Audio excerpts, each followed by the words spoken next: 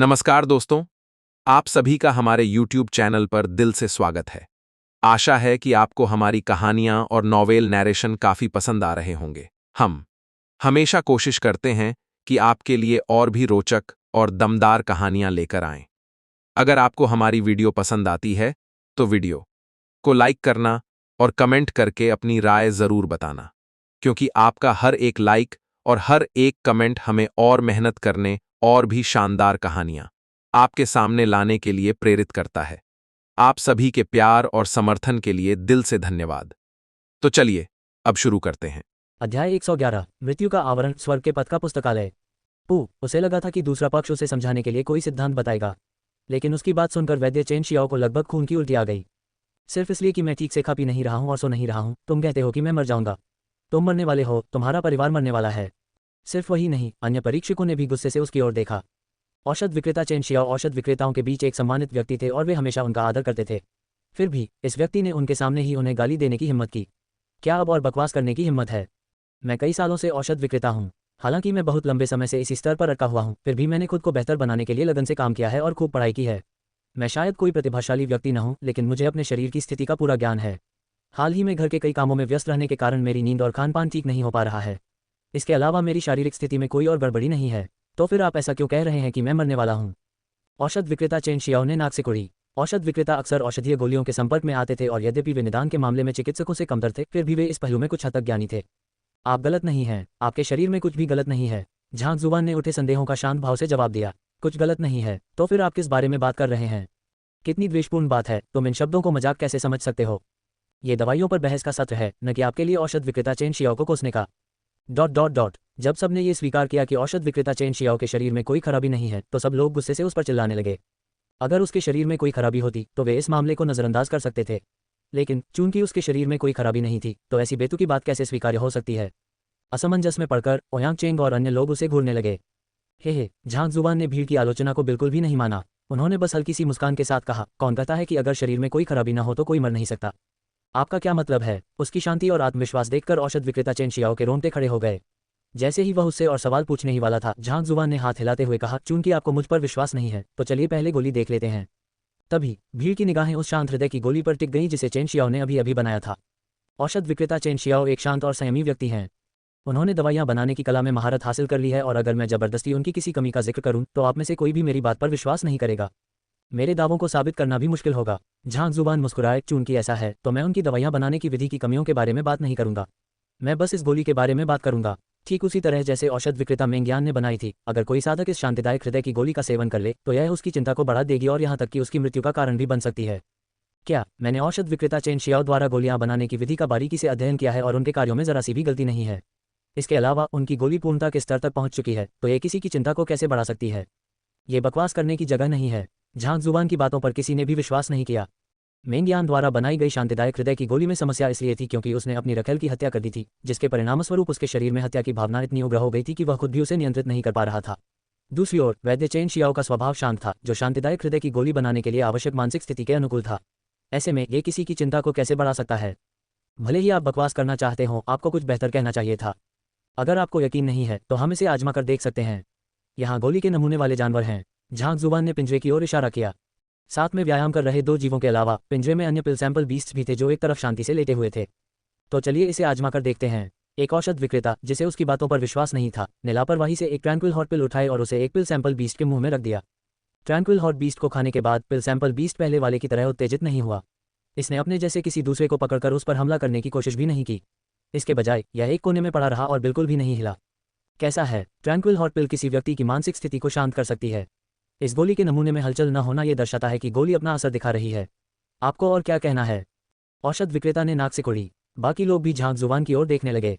पहले झांग जुबान ने कहा था कि इस हॉट पिल बीस्ट का सेवन करने से चिंता बढ़ जाती है। अब ये स्पष्ट था कि गोली अपना काम ठीक से कर रही थी और इसमें कुछ भी असामान्य नहीं था। वे ये देखने के लिए उत्सुक थे कि वह क्या जवाब देगा।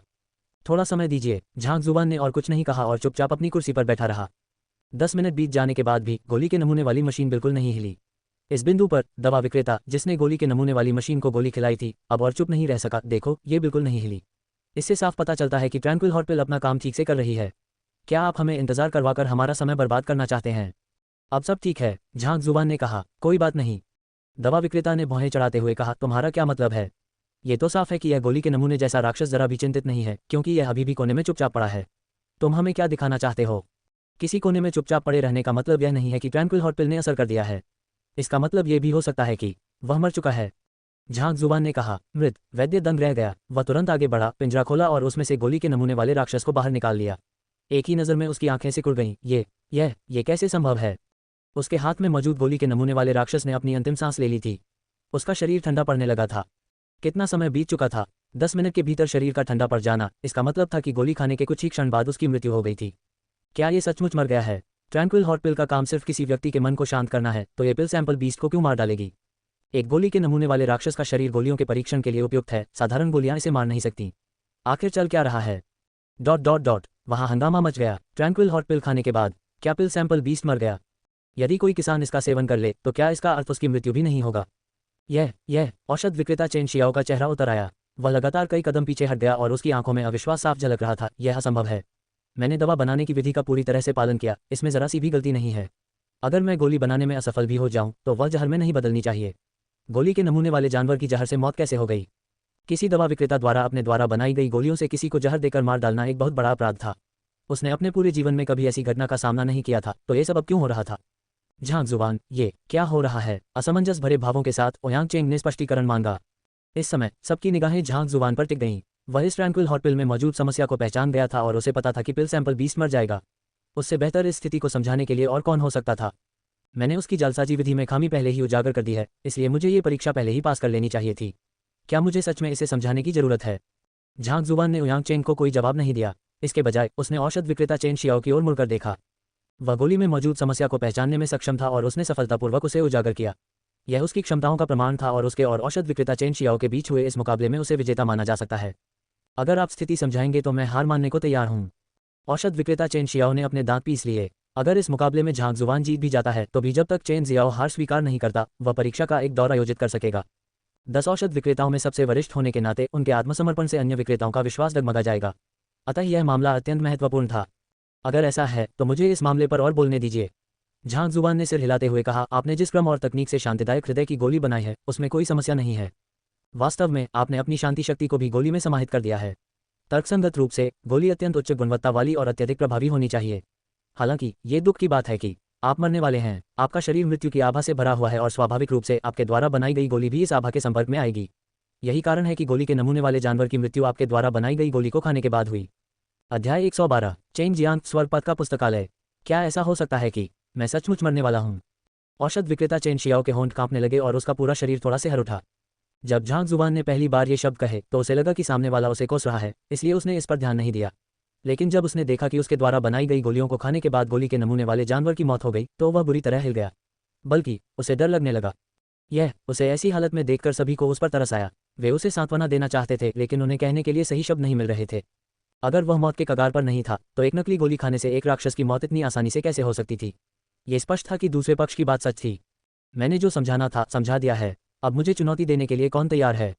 झांक जुबान ने आसपास के वातावरण का जायजा लिया। नहीं भाई झांक जुबान, इतनी जल्दी मत करो। औषध विक्रेता चेन जियाओ अब और चुप नहीं रह सका और घबराकर उसकी ओर देखने लगा। अब वह उसे लड़का कहकर संबोधित करने के बजाय भाई कहकर संबोधित करता था। क्यों? क्या औषध विक्रेता चेन शियाओ परिणामों को स्वीकार नहीं कर पा रहे हैं और एक बार फिर प्रयोग करना चाहते हैं? झांक जुबान ने देखा। नहीं, मैं जानना चाहता हूँ मेरी मृत्यु कैसे होगी। यदि आप मुझे सच बता सकते हैं तो मैं आपके इस एहसान के बदले अपने शरीर के टुकड़े टुकड़े होने के लिए भी तैयार हूँ। वैद्य चेन शियाओ ने विनती की। उसके शरीर में कोई समस्या नहीं थी। भले ही उसकी भूख कम हो गई हो और नींद की गुणवत्ता घट गई हो, इससे उसकी मृत्यु नहीं होनी चाहिए। जिस व्यक्ति की बात हो रही है वह मौत के कगार पर होने के बावजूद कैसे कुछ नहीं जान सकता था। तो मैं तुम्हें सच सच बता देता हूँ, गोली बनाते समय तुम्हारी कुशलता और हरकतों में कोई गलती नहीं थी, फिर भी तुम्हारा शरीर थोड़ा अकड़ा हुआ है। साफ है कि तुम्हारी ऊर्जा और ताकत पहले जैसी नहीं रही। सबसे महत्वपूर्ण बात यह है कि तुम्हारी त्वचा के कुछ हिस्से भूरे पड़ने लगे हैं, ठीक वैसे ही जैसे लाशों पर दिखने वाले तड़प के निशान होते हैं। अगर मैं गलत नहीं हूं तो तुमने इसे छिपाने के लिए अपनी त्वचा पर कोई खास दवा लगाई है। असल में तुम्हारा पूरा शरीर भूरे धब्बों से भर गया है। झांक जुबान ने तीखी निगाहों से देखा। ऐसा लग रहा था मानो उस पर बिजली गिर गई हो और डर के मारे पीछे हटते हुए औषध विक्रेता चेन शियाओ की आंखें सिकुड़ गईं। दूसरे पक्ष के कहे अनुसार उसके शरीर पर धब्बे थे। उसने सोचा कि यह कोई दुर्लभ बीमारी है और उसने मास्टर युवानियु से मिलने और उन्हें दिखाने का इरादा किया। आखिरकार इसमें न तो दर्द था और न ही खुजली, इसलिए उसने इस पर ज्यादा ध्यान नहीं दिया। कहीं यह मृत्यु के बाद होने वाली बीमारी तो न हो। सर, कृपया मुझे बचा लीजिए। सदमे और भय से अपनी सिसकियों को दबाते हुए औषध विक्रेता चेन शियाओ को अब दूसरे पक्ष की बातों पर कोई संदेह नहीं रहा। उसने हाथ जोड़कर विनती की। उन्होंने अपने संबोधन में भी भाई की जगह महोदय का प्रयोग करना शुरू कर दिया। चाहे वह कोई भी हो और उसने कितने भी समय तक जीवन जिया हो, कोई भी मरना नहीं चाहता, खासकर जब मृत्यु उनके सामने प्रकट हो। हर कोई जीने के लिए किसी न किसी तरीके की तलाश करेगा। क्या आपको हाल ही में कोई खजाना मिला है? अगर मैं गलत नहीं हूं तो आपने शायद उसे किसी लाश से लिया होगा। मैं इससे आगे कुछ नहीं समझाऊंगा। अगर आप लंबी उम्र चाहते हैं तो बेहतर होगा कि आप उसे अब और न छुएं। झांक जुबान ने हाथ हिलाते हुए कहा। मैं अपनी सलाह यहीं समाप्त करता हूं। शुभकामनाएं। तू उसकी बातें सुनकर औषध विक्रेता चेन शियाओ एक बार फिर जम गया। दूसरे पक्ष की बात सच थी। उसने हाल ही में एक बड़ा बर्तन खरीदा था और वह उसके पुराने बर्तन से कहीं बेहतर था। वह उसे एक अनमोल खजाने की तरह संभाल कर रखता था और रोजाना उसकी देखभाल करता था। अगर संभव होता तो वह रोज उसके बगल में ही सोता। ये कड़ाही एक शव के हाथों से ली गई थी जिसकी मृत्यु कुछ ही समय पहले हुई थी। उस व्यक्ति ने उसे यह कड़ाहा इस उम्मीद में दिया था कि वह उसके लिए बदला लेगा। हालांकि उसका दुश्मन बहुत शक्तिशाली था, इसलिए उसने उस समय ये बात अनौपचारिक रूप से मान ली थी। उसका इरादा उसके बदले बदला लेने का नहीं था। इसके बाद उस व्यक्ति की मृत्यु हो गई और उसने इस मामले पर ध्यान देना बंद कर दिया। क्या उसका मतलब इस कड़ाही से था? उसने अपना कड़ाहा गुप्त रूप से प्राप्त किया था, यहाँ तक कि उसके परिवार वालों को भी इसकी भनक नहीं थी। उसे इसके बारे में कैसे पता चला? औषध विक्रेता चेन शियाओ ने अपने सामने खड़े युवक को एक बार फिर ध्यान से देखा। इस बार उसके चेहरे पर घबराहट साफ झलक रही थी, मानो वह किसी प्रेत को भूल रहा हो। ठीक है, अगला कौन है? बड़े की बात अनसुनी करते हुए झांक जुबान ने बाकी बचे 8 परीक्षकों की ओर मुड़कर देखा। दरअसल चेन शियाओ किसी बीमारी से नहीं बल्कि एक अभिशाप से ग्रसित था। उसने दूसरे की जगह बदला लेने की सहमति दी और बदले में दूसरे पक्ष ने उसे अपना सबसे कीमती खजाना दे दिया। हालांकि उसने अपने वादे से मुकर गया और दूसरे पक्ष ने पहले ही भविष्यवाणी कर दी थी कि वह ऐसा करेगा। इसलिए उसने उस कड़ाहे पर श्राप अंकित कर दिया। अगर वह उसके पास जाता तो उसकी जान धीरे धीरे निकल जाती। हालांकि इससे कोई बीमारी या दुष्प्रभाव नहीं होता, लेकिन उसकी उम्र बहुत कम हो जाती, जब तक कि उसने दूसरे पक्ष के लिए बदला लेने का मन न बना लिया हो। बेशक झांक जुबान ये शब्द जोर से नहीं बोलेगी। इस तथ्य को एक तरफ रखते हुए कि वह औषध विक्रेता चेन शियाओ से मुश्किल से ही मिला था और उसका ऋणी भी नहीं था, सबसे महत्वपूर्ण बात यह थी कि दूसरा पक्ष एक कृतघ्न व्यक्ति था। उसने वादे तो किए लेकिन उन्हें पूरा नहीं किया। झांक जुबान को ऐसे लोग बिल्कुल पसंद नहीं थे। लगातार 2 औषध विक्रेताओं को पराजित करने के बाद बाकी परीक्षकों में से कोई भी उससे मुकाबला करने के लिए आगे नहीं आया। बाकी 8 परीक्षक चाहे कितने भी मूर्ख क्यों न हो, इस समय ये स्पष्ट था कि झांक जुबान वास्तव में प्रतिभाशाली था। काफी देर तक पूरा हॉल शांत रहा और किसी ने भी आगे आने की हिम्मत नहीं की। यदि आप में से कोई भी गर्भनिरोधक गोलियों पर बहस जारी नहीं रखना चाहता है तो कृपया हार मान लें और मुझे विजेता घोषित कर दें। झांक जुबान मुस्कुराए। ट्रैंक्विल हॉट पिल बनाने के लिए आपके हृदय का शांत होना आवश्यक है। सामान्य परिस्थितियों में आपको 3 दिनों तक शाकाहारी भोजन का सेवन करके और पानी से शरीर को शुद्ध करके अपनी मानसिक स्थिति को समायोजित करना होता है। चूंकि उन्हें अपनी मानसिक स्थिति में आवश्यक समायोजन किए बिना अचानक ही गोली बनानी पड़ी, इसलिए ये स्वाभाविक है कि उनके द्वारा बनाई गई गोलियां उनकी भावनाओं से प्रभावित होंगी। जब तक हम ऐसी गोलियां बनाने से बचते हैं तब तक उन्हें कोई खामी नहीं दिखनी चाहिए। बिल्कुल, केवल ट्रैंक्विल हॉट पिल की जालसाजी ही आपकी भावनाओं और मन की स्थिति से प्रभावित होती है। अन्य गोलियों के लिए इसका प्रभाव नगण्य होता है, इसलिए जब तक हम ट्रैंक्विल हॉट पिल्स की जालसाजी नहीं करते तब तक ये ठीक रहेगा। भीड़ में कानाफूसी शुरू हो गई और जल्द ही एक आवाज़ सुनाई दी। मैं उसका सामना करूंगा। एक औषध विक्रेता खड़ा हो गया। वह एक अधेड़ उम्र का आदमी था जिसकी उम्र लगभग 2 मैन के बराबर थी। उसका चेहरा चौकोर था और उसकी आंखों में दृढ़ संकल्प और शांति झलक रही थी। ये तो औषध विक्रेता चेंग जियांग हैं। वह हम सब में सबसे अधिक क्षमतावान औषधि विक्रेता है। औषधि विक्रेता बनने के महज 3 वर्षों के भीतर ही वह 1 दर्जन से अधिक प्रकार की दवाइयां बनाने में सक्षम हो गया है। पर्याप्त समय मिलने पर उसके गिल्ड लीडर ओयांग को भी पीछे छोड़ने की प्रबल संभावना है। कुछ भी गलत नहीं होगा क्योंकि पहल वही कर रहा है। अल्पविराम। भीड़ की आंखें चमक उठीं। शुरू में सभी लोग झांक जुबान नाम के इस युवक को उसकी अकड़ से बाहर निकालने के लिए दृढ़ संकल्पित थे, लेकिन 2 वैद्य मेंग्यान और चेन जियाओ जिन्होंने उसे चुनौती दी थी उससे हार गए। इससे उनके आत्मविश्वास को ठेस पहुंची और उन्हें तुरंत किसी ऐसे व्यक्ति की जरूरत थी जो उनका मनोबल बढ़ा सके। झांक जुबान, तुमने पिछली 2 झड़पों में छोटी से छोटी बातों पर भी ध्यान दिया, यहाँ तक कि एक वैद्य की जीवंतता, भावनात्मक स्थिति और मानसिक स्थिति को भी भांप लिया। मैं तुमसे बहुत प्रभावित हूँ। बाहर निकलते हुए औषध विक्रेता चेंग जियांग ने मुस्कुराते हुए सहमति में सिर हिलाया। मैं आपकी प्रशंसा के योग्य नहीं हूँ, झांक जुबान ने उत्तर दिया। आप तो वैद्य मेंग्यान के इरादे को भी भांप गए थे। अगर मैं शांतिदायक हृदय की गोली बनाऊं तो मेरी खामियां आपकी नजरों से बच नहीं पाएंगी। इसलिए अगर मैं थोड़ा साहस दिखाऊं तो मैं चुनौती को और कठिन बनाना चाहता हूं। क्या आप में इसे स्वीकार करने का साहस है? वैद्य चेंग जियांग ने कहा। मैं सारी जानकारी सुनने के लिए तैयार हूं। जब झांक जुबान को पता चला कि दूसरा पक्ष चुनौती की कठिनाई को बढ़ाना चाहता है तो उसने दिलचस्पी दिखाई। मैंने अभी कुछ दिन पहले ही दवा बनाने की एक नई तकनीक विकसित की है और उसका नाम भी रखा है। मैंने इसे पहले किसी को नहीं दिखाया है। अगर मैं ये सवाल आपको दूं तो चाहे आप प्राचीन काल से चली आ रही सभी विधियों के ज्ञाता ही क्यों न हो, आपको इसका जवाब देना मुश्किल होगा। औषध विक्रेता चेंग जियांग ने कहा। इसलिए मैंने विचार किया और आपसे अपनी तकनीक का नाम न बताने का निर्णय लिया। बशर्ते आप मेरी बताई गई 3 दवा बनाने की तकनीकों के नाम बता दें तो मैं हार मानने को तैयार हूं। एक नई गोली बनाने की तकनीक विकसित करना। अविश्वसनीय। गोलियां बनाने की तकनीकें योद्धा की युद्ध तकनीकों के समान थीं। जो लोग ऐसी गोलियां बना सकते थे वे निश्चित रूप से प्रतिभाशाली व्यक्ति थे जिन्होंने इतिहास पर अपनी छाप छोड़ी। जब तक वे अपना समय पूरा होने से पहले ही हार नहीं मान लेते, तब तक उनके द्वारा नाम कमाने में बस कुछ ही समय बाकी था। उनकी बातें सुनकर अन्य औषध विक्रेताओं ने प्रशंसा भरी नजरों से उनकी ओर देखा। औषध विक्रेता चेंग वाकई असाधारण है। ये सवाल वाकई मुश्किल है। बिल्कुल सही, चूंकि यह गोली बनाने की एक बिल्कुल नई तकनीक है, इसलिए मूल तकनीकों से इसका अलग होना स्वाभाविक है। गोली बनाने की तकनीकों में खामियों को इंगित करने की तुलना में नई बनाई गई गोली बनाने की तकनीक में 3 संदर्भों की पहचान करना कहीं अधिक कठिन है। इस बार तो झांग जुवान की हार निश्चित है। बेशक यह इतना कठिन प्रश्न है, यहाँ तक कि एक 3 स्टार औषध विक्रेता भी इसका उत्तर नहीं दे पाएगा। प्रशिक्षु औषध विक्रेता की तो बात ही छोड़िए। भीड़ झांग जुवान की दुर्दशा पर खेद व्यक्त किए बिना नहीं रह सकी। कुछ चीनी धर्मों और संस्कृतियों में मांस खाना पाप माना जाता है क्योंकि इसके उत्पादन में रक्तपात होता है। कभी कभी इसे मन की स्थिति से भी जोड़ा जाता है। मांस खाने वाले लोग अधिक चिड़चिड़े स्वभाव के होते हैं, जबकि शाकाहारी भोजन करने वाले शांत स्वभाव के होते हैं। अध्याय 113 गढ़ने की तकनीक, स्वर्ग के पथ का पुस्तकालय। एक उदाहरण देते हुए, किसी दवा की गोली बनाने की पूरी तकनीक के संदर्भों को बताना अनेक कुओं से पानी का घोल बनाने और किसी दूसरे से पानी के स्रोत की पहचान करने की मांग करने जैसा था। यह एक असंभव कार्य था। जब तक कोई उसे गोली बनाने की तकनीक को चरण दर चरण बनाते हुए न देखे, तब तक 3 संदर्भों की पहचान करना असंभव होगा। गोली बनाने की तकनीक में खामियों को खोजने की तुलना में चेंग जियांग द्वारा प्रस्तावित कार्य कम से कम 5 गुना अधिक कठिन था। झांग जुबान की आंखें सिकुड़ गईं। जैसा कि दवा विक्रेताओं से उम्मीद थी, उनसे निपटना उतना आसान नहीं था जितना उसने सोचा था। ये शख्स देखने में हंसमुख और उदार लगता है, लेकिन असल में वह समूह का सबसे बेशर्म सदस्य था। झांग जुबान मान भी जाए तो भी गोली बनाने की तकनीक में संदर्भों की पहचान करना लगभग असंभव था। झांग जुबान ने पहले जिस तरह से इस समस्या को उठाया था, उसे देखते हुए यह विशेषाधिकार दूसरे पक्ष को भी दिया जाना चाहिए। अगर वह इससे असहमत हुआ तो भविष्य में दूसरे लोग उसकी आलोचना कर सकते हैं, जिससे उसकी प्रतिष्ठा पर दाग लग सकता है।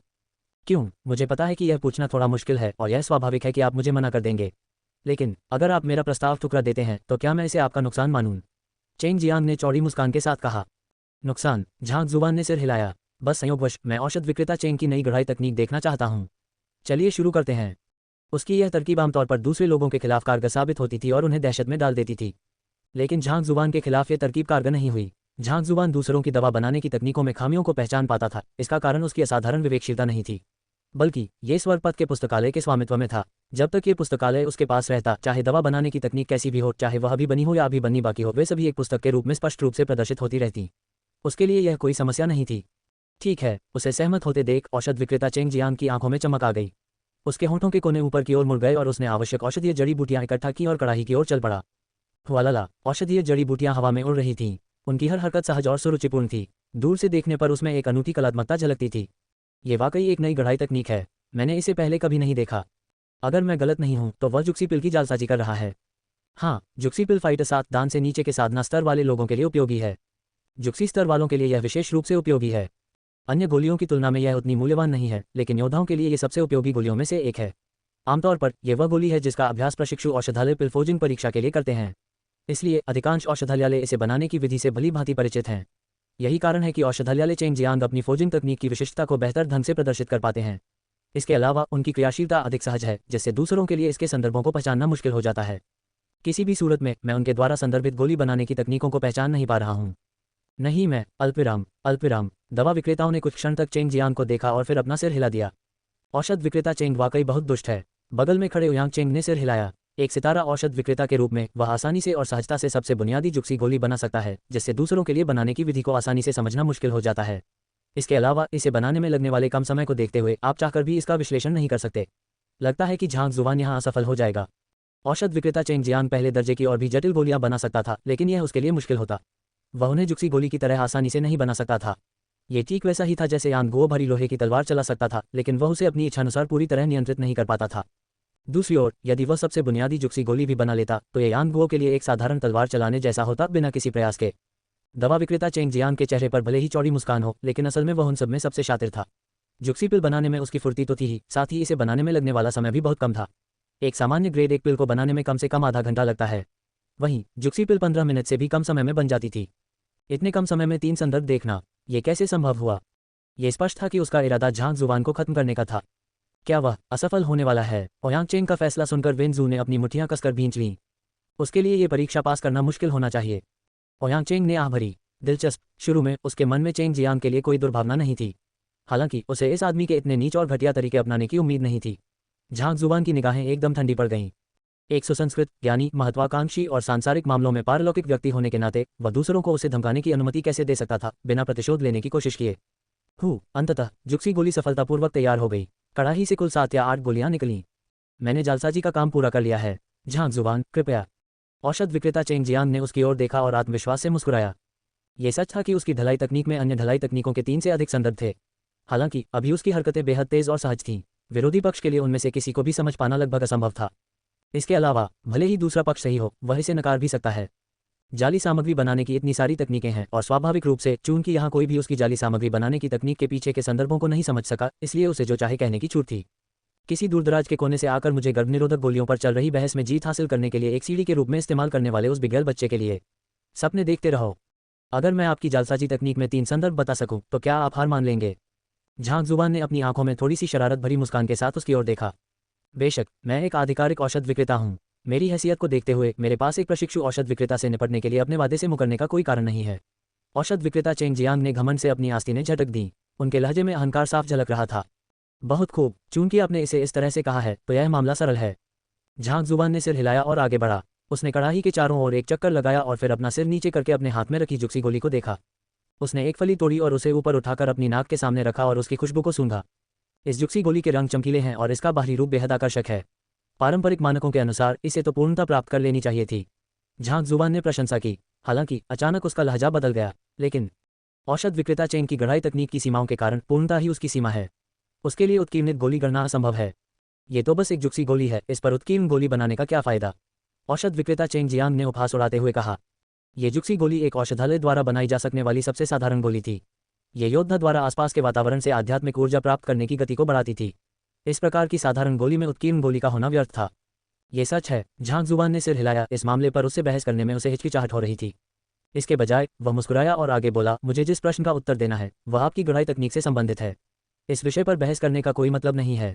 ठीक है, क्योंकि यह आपकी ओर से अनुरोध है, इसलिए मैं आपके प्रश्न का उत्तर दूंगा। आपने पहले जिन गढ़ाई तकनीकों का उल्लेख किया है उन्हें एक तरफ रखते हुए आइए पहले इस बारे में बात करते हैं कि आप कितनी गढ़ाई तकनीकें जानते हैं। इससे ये निष्कर्ष निकालना आसान हो जाएगा कि आपने किन कुछ गढ़ाई तकनीकों का उल्लेख किया है।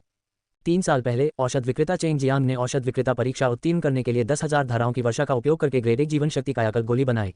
उसी वर्ष आपने उत्तरी नदी का अभिसरण सीखा और सफलतापूर्वक आत्मा को शांत करने वाली गोली बनाई। दूसरे वर्ष की वसंत ऋतु में औषध विक्रेता बायमिंग के जन्मदिन समारोह के दौरान आप चुपके से उनके अध्ययन कक्ष में घुस गए और उनके भ्रमकारी रेशमी हाथों की नकल की, जिससे आपने शरीर पोषण गोली बनाई। तब से आपकी ख्याति दूर दूर तक फैल गई। उस सर्दी में जब आपने औषध विक्रेता लिन मू से उनके फ्रॉस्ट थ्रेडेड हैंड्स का प्रदर्शन करने के लिए कहा तो आपने चुपके से उसे अपने लिए ले लिया। पिछले साल गर्मियों में आपने एपोथेक्री जिन चेन के बटलर को रिश्वत देने के लिए 50,000 सोने के सिक्के खर्च किए थे ताकि वह golden spring fleeting cloud dexterity की एक प्रतिलिपि बना सके। अल्पविराम। पिछले साल के तीसरे महीने में आपने डुमान के औषधालय के प्रशिक्षु जू हुआ को बहला फुसलाकर औषधालय डू की निजी गढ़ाई तकनीक 100 अंतर संबंध विधि प्राप्त कर ली। अल्पविराम। अब अगर मैं इन सबको जोड़ दूं तो 10,000 धाराओं की बारिश, उत्तरी नदी का संगम, इन सभी गढ़ाई तकनीकों को मिलाकर कुल 12 तकनीकें हैं। झांग जुबान धीरे धीरे गिनती कर रहा था मानो वह अपने कीमती खजाने गिन रहा हो। उसके बाद उसने मुड़कर उस वैद्य की ओर देखा जिसका चेहरा कुछ समय के लिए पीला पड़ गया था। व्यायाम वैद्य चेंग जियांग, क्या मैंने कुछ गलत कहा है? तू चेंग जियांग पीछे की ओर लड़खड़ा गया। उसकी आंखें सिकुड़ गईं मानो उसने कोई विचित्र प्राणी देख लिया हो। यांग गुओ जिन योंग द्वारा लिखित return of the condor heroes का एक पात्र है। उपन्यास में गुओ फू द्वारा उसका हाथ काटे जाने के बाद उसे एक गिद्ध ने बचाया और संयोगवश वह महान तलवारबाज दुगो क्यूबाई की कब्र पर पहुंच गया। वहां 4 तलवारें थीं जिनमें से एक भारी लोहे की तलवार थी। ये तलवार अपने अत्यधिक वजन और युद्ध में उपयोग करने में कठिनाई के लिए जानी जाती थी। यांग गुओ को इस पर नियंत्रण पाने में काफी समय लगा।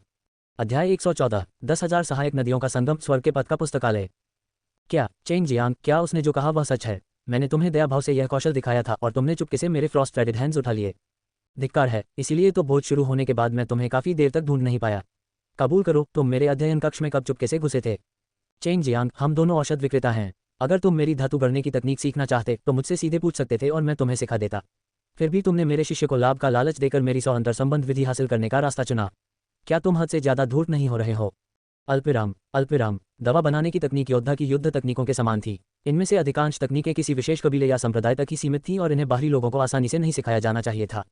दरअसल चेंग जियांग ने चुपके से अन्य औषधि विक्रेताओं की अनुमति के बिना ही उनकी जादुई दवा बनाने की तकनीकें सीख ली थीं, यहाँ तक कि उन्हें हासिल करने के लिए उसने चोरी का सहारा भी लिया था। झांग जुबान की बात सुनकर पूरा कमरा आक्रोश से भर गया। यहाँ मौजूद सभी लोग औषध विक्रेता संघ के सदस्य थे और वे अक्सर दवा बनाने की कला के बारे में आपस में जानकारी साझा करते थे। अगर वह सचमुच उनकी दवा बनाने की विधि सीखने में रुचि रखता तो वह अपनी रुचि प्रकट कर सकता था, दूसरे पक्ष को अपना गुरु मानने के लिए एक समारोह आयोजित कर सकता था और उनके कौशल सीख सकता था। फिर उनका रिश्ता खत्म हो सकता था और वे फिर भी दोस्त बने रहते। हालांकि इस तरह छुपकर सीखना किसी योद्धा द्वारा अन्य विशेषज्ञों की युद्ध तकनीकों को चुराने के समान था। यह एक बहुत बड़ा वर्जित कार्य था जिसे कभी नहीं करना चाहिए था।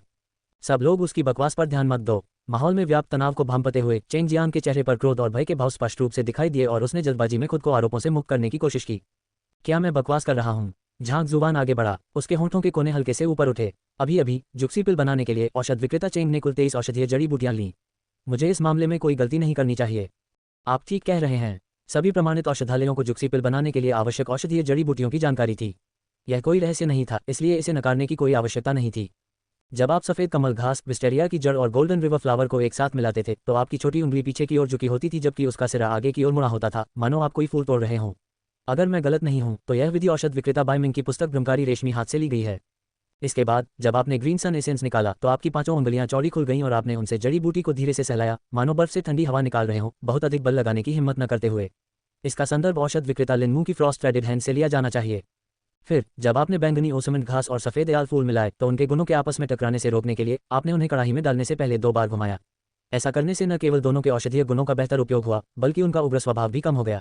इस प्रकार उनके गुण आपस में नहीं टकराए। औषध विक्रेता जिनचेन की golden spring fleeting cloud dexterity आपकी इस चाल से बिल्कुल मिलती जुलती है। अल्पविराम अल्पविराम। उसके बाद जब गोली बनाई गई तो उसे धधकते हुए कड़ाहे के संपर्क में आने से बचाने के लिए आपने जेनकी का उपयोग करके अपने हाथों से एक अनोखा वायुजाल बनाया। हालांकि आपकी हरकतें सूक्ष्म हैं, फिर भी अगर कोई ध्यान से देखे तो उन्हें पहचाना जा सकता है। औषध विक्रेता डूमान, क्या यह आपकी अंतर संबंध विधि से मिलती जुलती नहीं है? झांग जुबान ने दूसरे पक्ष को अपने शब्दों का खंडन करने का बिल्कुल भी मौका नहीं दिया और एक ही बार में सब कुछ उगल दिया। इस बिंदु पर वह एक पल के लिए रुका और मुस्कुराते हुए बोला, अगर औषध विक्रेता चेंग को लगता है कि मैंने जो कुछ कहा वह बकवास है और मैंने ये सब मनगढ़ंत कहानी बनाई है तो रिकॉर्ड क्रिस्टल ने पूरी प्रक्रिया रिकॉर्ड कर ली है और हम इसे कभी भी देख सकते हैं।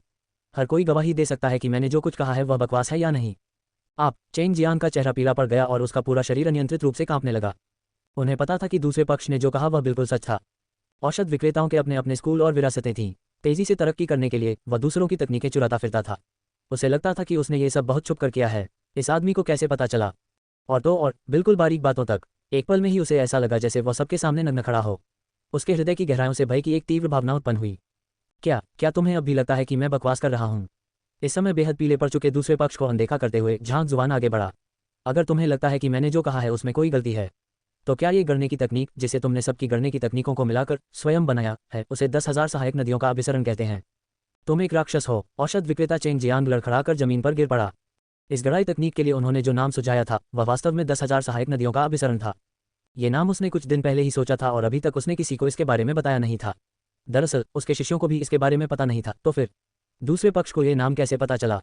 हर छोटी से छोटी बात को इतनी बारीकी से देख पाने की क्षमता की दूसरों की जालसाजी तकनीक चुराने की घटना भी उसकी नज़रों से नहीं बच सकी। क्या ये व्यक्ति कोई दानव था? ये कैसे हो सकता है? औषध विक्रेता चेंग जियांग भयभीत हो गया था। 10,000 सहायक नदियों का संगम। आपने अपनी उस नदी को गढ़ने के लिए सभी विभिन्न तकनीकों का उपयोग किया।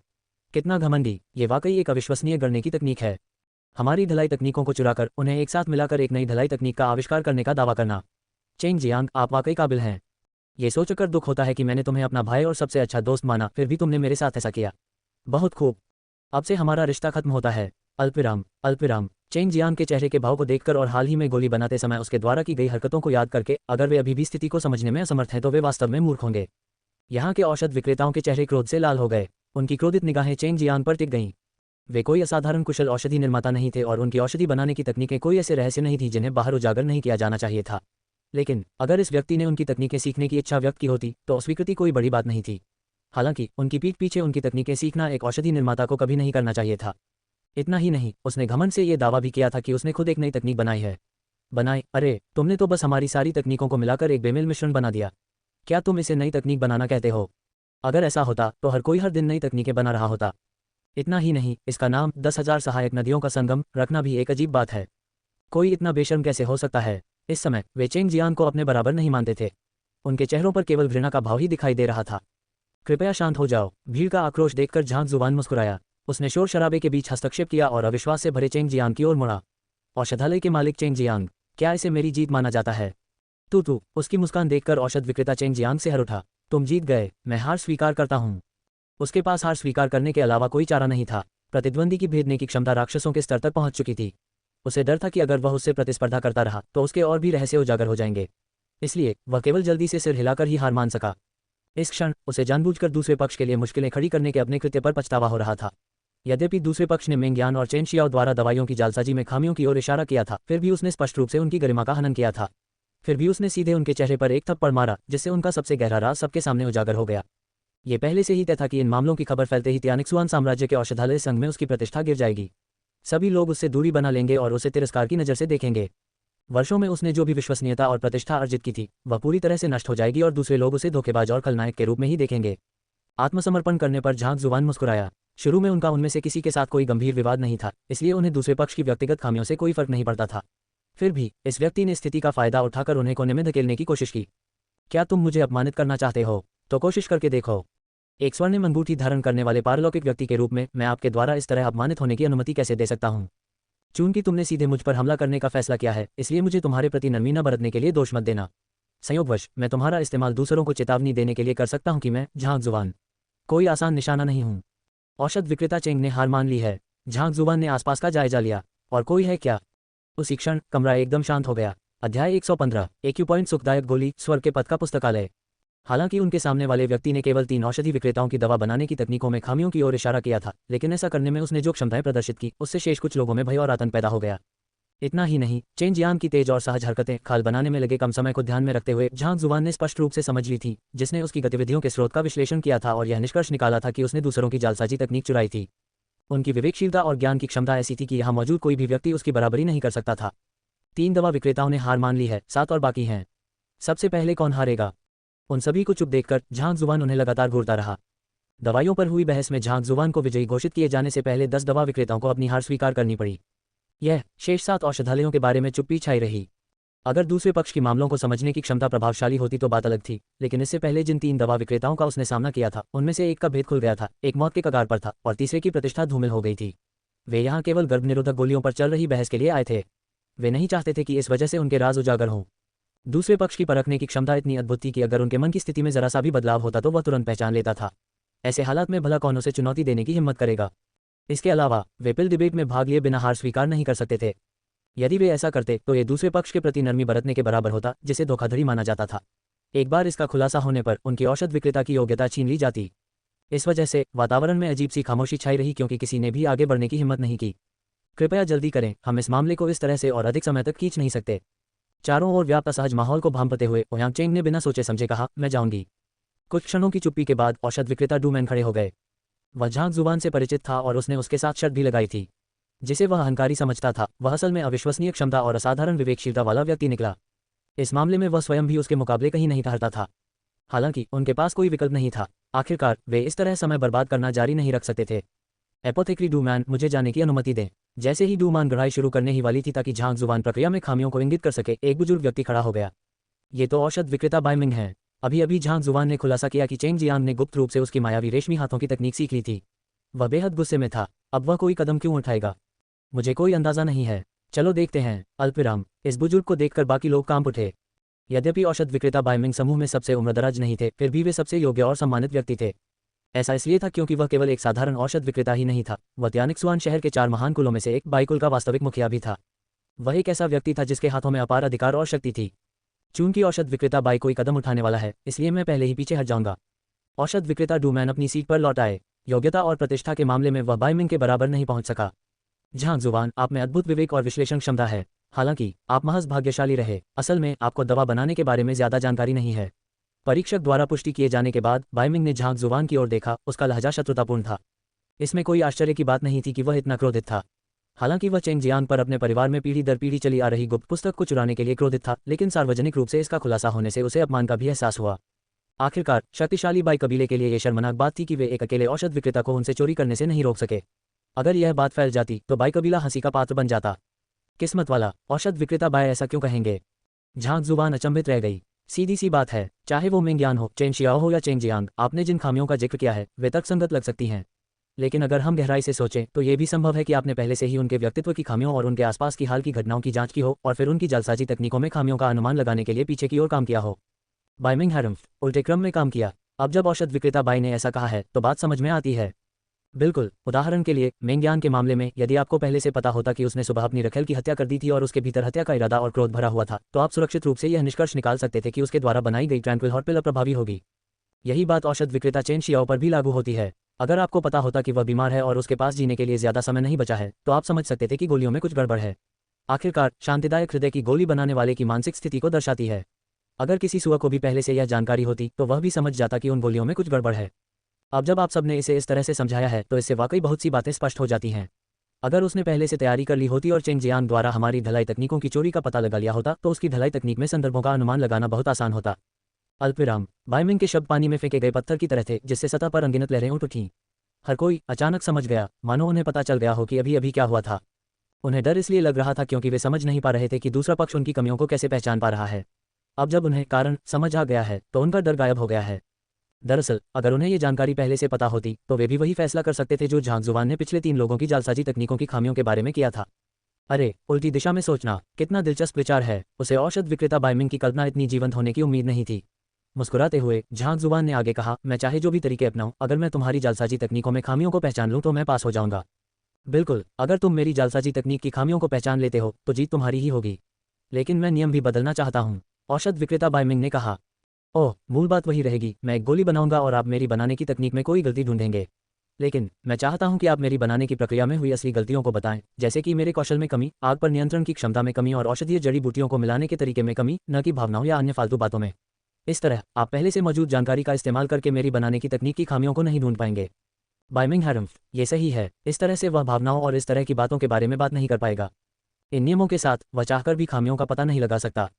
इसे ही तो मैं खामियां उजागर करना कहता हूँ। अल्पविराम। औषध विक्रेताओं ने सहमति में सिर हिलाया। सच कहें तो झांग जुबान की दूसरों की कमियों को उजागर करने की क्षमता से हर कोई भयभीत था। एक साधक के रूप में लाखों लोगों के बीच आगे बढ़कर विजयी होने वाला ऐसा कौन था जिसने पहले कभी अपनी अंतरात्मा के विरुद्ध कुछ नहीं किया था। अगर यह युवक उनके सबसे गहरे राज उजागर कर देता तो ये शर्मनाक होता। इस प्रकार औषध विक्रेता बाइमिंग द्वारा सुझाए गए नए नियम को तुरंत सभी की स्वीकृति मिल गई। उन्हें केवल दवाइयों की जालसाजी में खामियों को इंगित करने की अनुमति थी। हत्या या मृत्यु के कगार पर होने जैसे बाहरी मामलों का उल्लेख करना निषिद्ध था। भले ही वे औषध विक्रेता ही क्यों न हो, ऐसे डरावने हालात इंसान झेल नहीं सकते। आप विश्वस्त हैं। दूसरे पक्ष द्वारा निर्धारित नियमों को सुनकर झांग जुबान भला उनके मन में चल रही बातों से अनजान कैसे रह सकता था। झांग जुबान के होठों का एक कोना ऊपर की ओर मुड़ गया।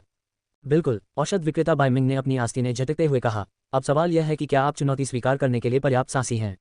झांग जुबान ने इस मामले पर उससे बहस करने की जहमत नहीं उठाई। महान। उसे सहमत होते देख औषध विक्रेता बाइमिंग ने राहत की सांस ली।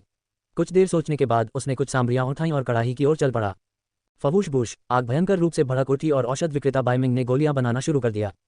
कुछ ही समय बाद आग धीमी पड़ गई और कड़ाही से 3 गोल गोलियां निकाली गईं। प्रथम श्रेणी की गोली, एक्यूपॉइंट सुखदायक गोली। यह विशेष रूप से फाइटर 6 दान विशेषज्ञों के लिए उनके एक्यूपॉइंट्स को शांत करने और उन्हें पिक्स्यू क्षेत्र में और आगे बढ़ने में सक्षम बनाने के लिए तैयार की गई है। उस समय एल्डर शांगचेन ने शांगबिन के लिए एक वस्तु खरीदने के लिए भारी कीमत चुकाई थी। शांगबिन ने झांग जुबान को सबक सिखाने के बदले में वह वस्तु आकाश विनाशकारी शेर को दे दी थी। फिर भी स्काई शैटरिंग लान ने अंततः उसे धोखा दिया, जिससे शांगबिन के मन में उसके प्रति आक्रोश भर गया। फिर भी एक्यूपॉइंट सूदिंग एक्यूपॉइंट को श्रेष्ठ ग्रेड 1 गोलियों में से एक माना जाता था, जिसकी बराबरी करने में ट्रैंक्विल हॉट पिल का कोई स्थान नहीं था। अध्याय 116, औषध विक्रेता बाइमिंग का मानसिक पतन, स्वर पथ का पुस्तकालय। अद्भुत, केवल औषध विक्रेता बाइमिंग के पास ही ऐसी क्षमताएं हैं, ये सोचना भी मुश्किल है कि वह ऐसी परिस्थितियों में सफलतापूर्वक एक्यूपॉइंट सुखदायक गोली बना सकता है। एक्यूपॉइंट सुखदायक गोली बनाना बेहद मुश्किल है। और औषध विक्रेता बाइमिंग की बनाने की तकनीक इतनी जटिल है कि मैंने इसे पहले कभी नहीं देखा। अब मैं उत्सुक हूं कि झांग जुबान क्या कहेंगे। हे, चलो शो का इंतजार करते हैं। जब वहां मौजूद अधिकांश वैद्य बाइमिंग को एक्यूपॉइंट सुखदायक गोली बनाते हुए देख रहे थे तो वे हंसने लगे। गोली जितनी उच्च श्रेणी की होती थी, उसे बनाने की विधि उतनी ही जटिल होती थी। एक्यूपॉइंट सूदिंग पिल को ग्रेड 1 श्रेणी की गोलियों में से एक माना जा सकता है और इसे बनाने की विधि अतुलनीय रूप से जटिल थी। यहाँ तक कि बाकी लोग भी उसकी बनाने की तकनीक में कोई गलती नहीं देख पाते थे, तो भला एक प्रशिक्षु भला कैसे देख सकता था। ठीक है, मैंने गोली बना ली है। मुझे बताओ, इस बनाने की तकनीक का नाम क्या है और इसमें क्या खामियां हैं। व्यंग्य करते हुए औषध विक्रेता बाइमिंग ने अपनी सांसों को सामान्य किया और भव्यता से इशारा किया। भले ही मुझे नहीं पता कि आपको हमारे बारे में ये जानकारी कहाँ से मिली, लेकिन अगर आप केवल इसी के आधार पर गर्भनिरोधक गोलियों पर बहस को सफलतापूर्वक जीतना चाहते हैं तो ये सिर्फ एक सपना है। किसी जाली वस्तु को बनाने की तकनीक में खामियों को इंगित करने की सच्ची क्षमता के बिना आप कभी भी मेरा सम्मान अर्जित नहीं कर पाएंगे। क्या आप वाकई चाहते हैं कि मैं बोलूं?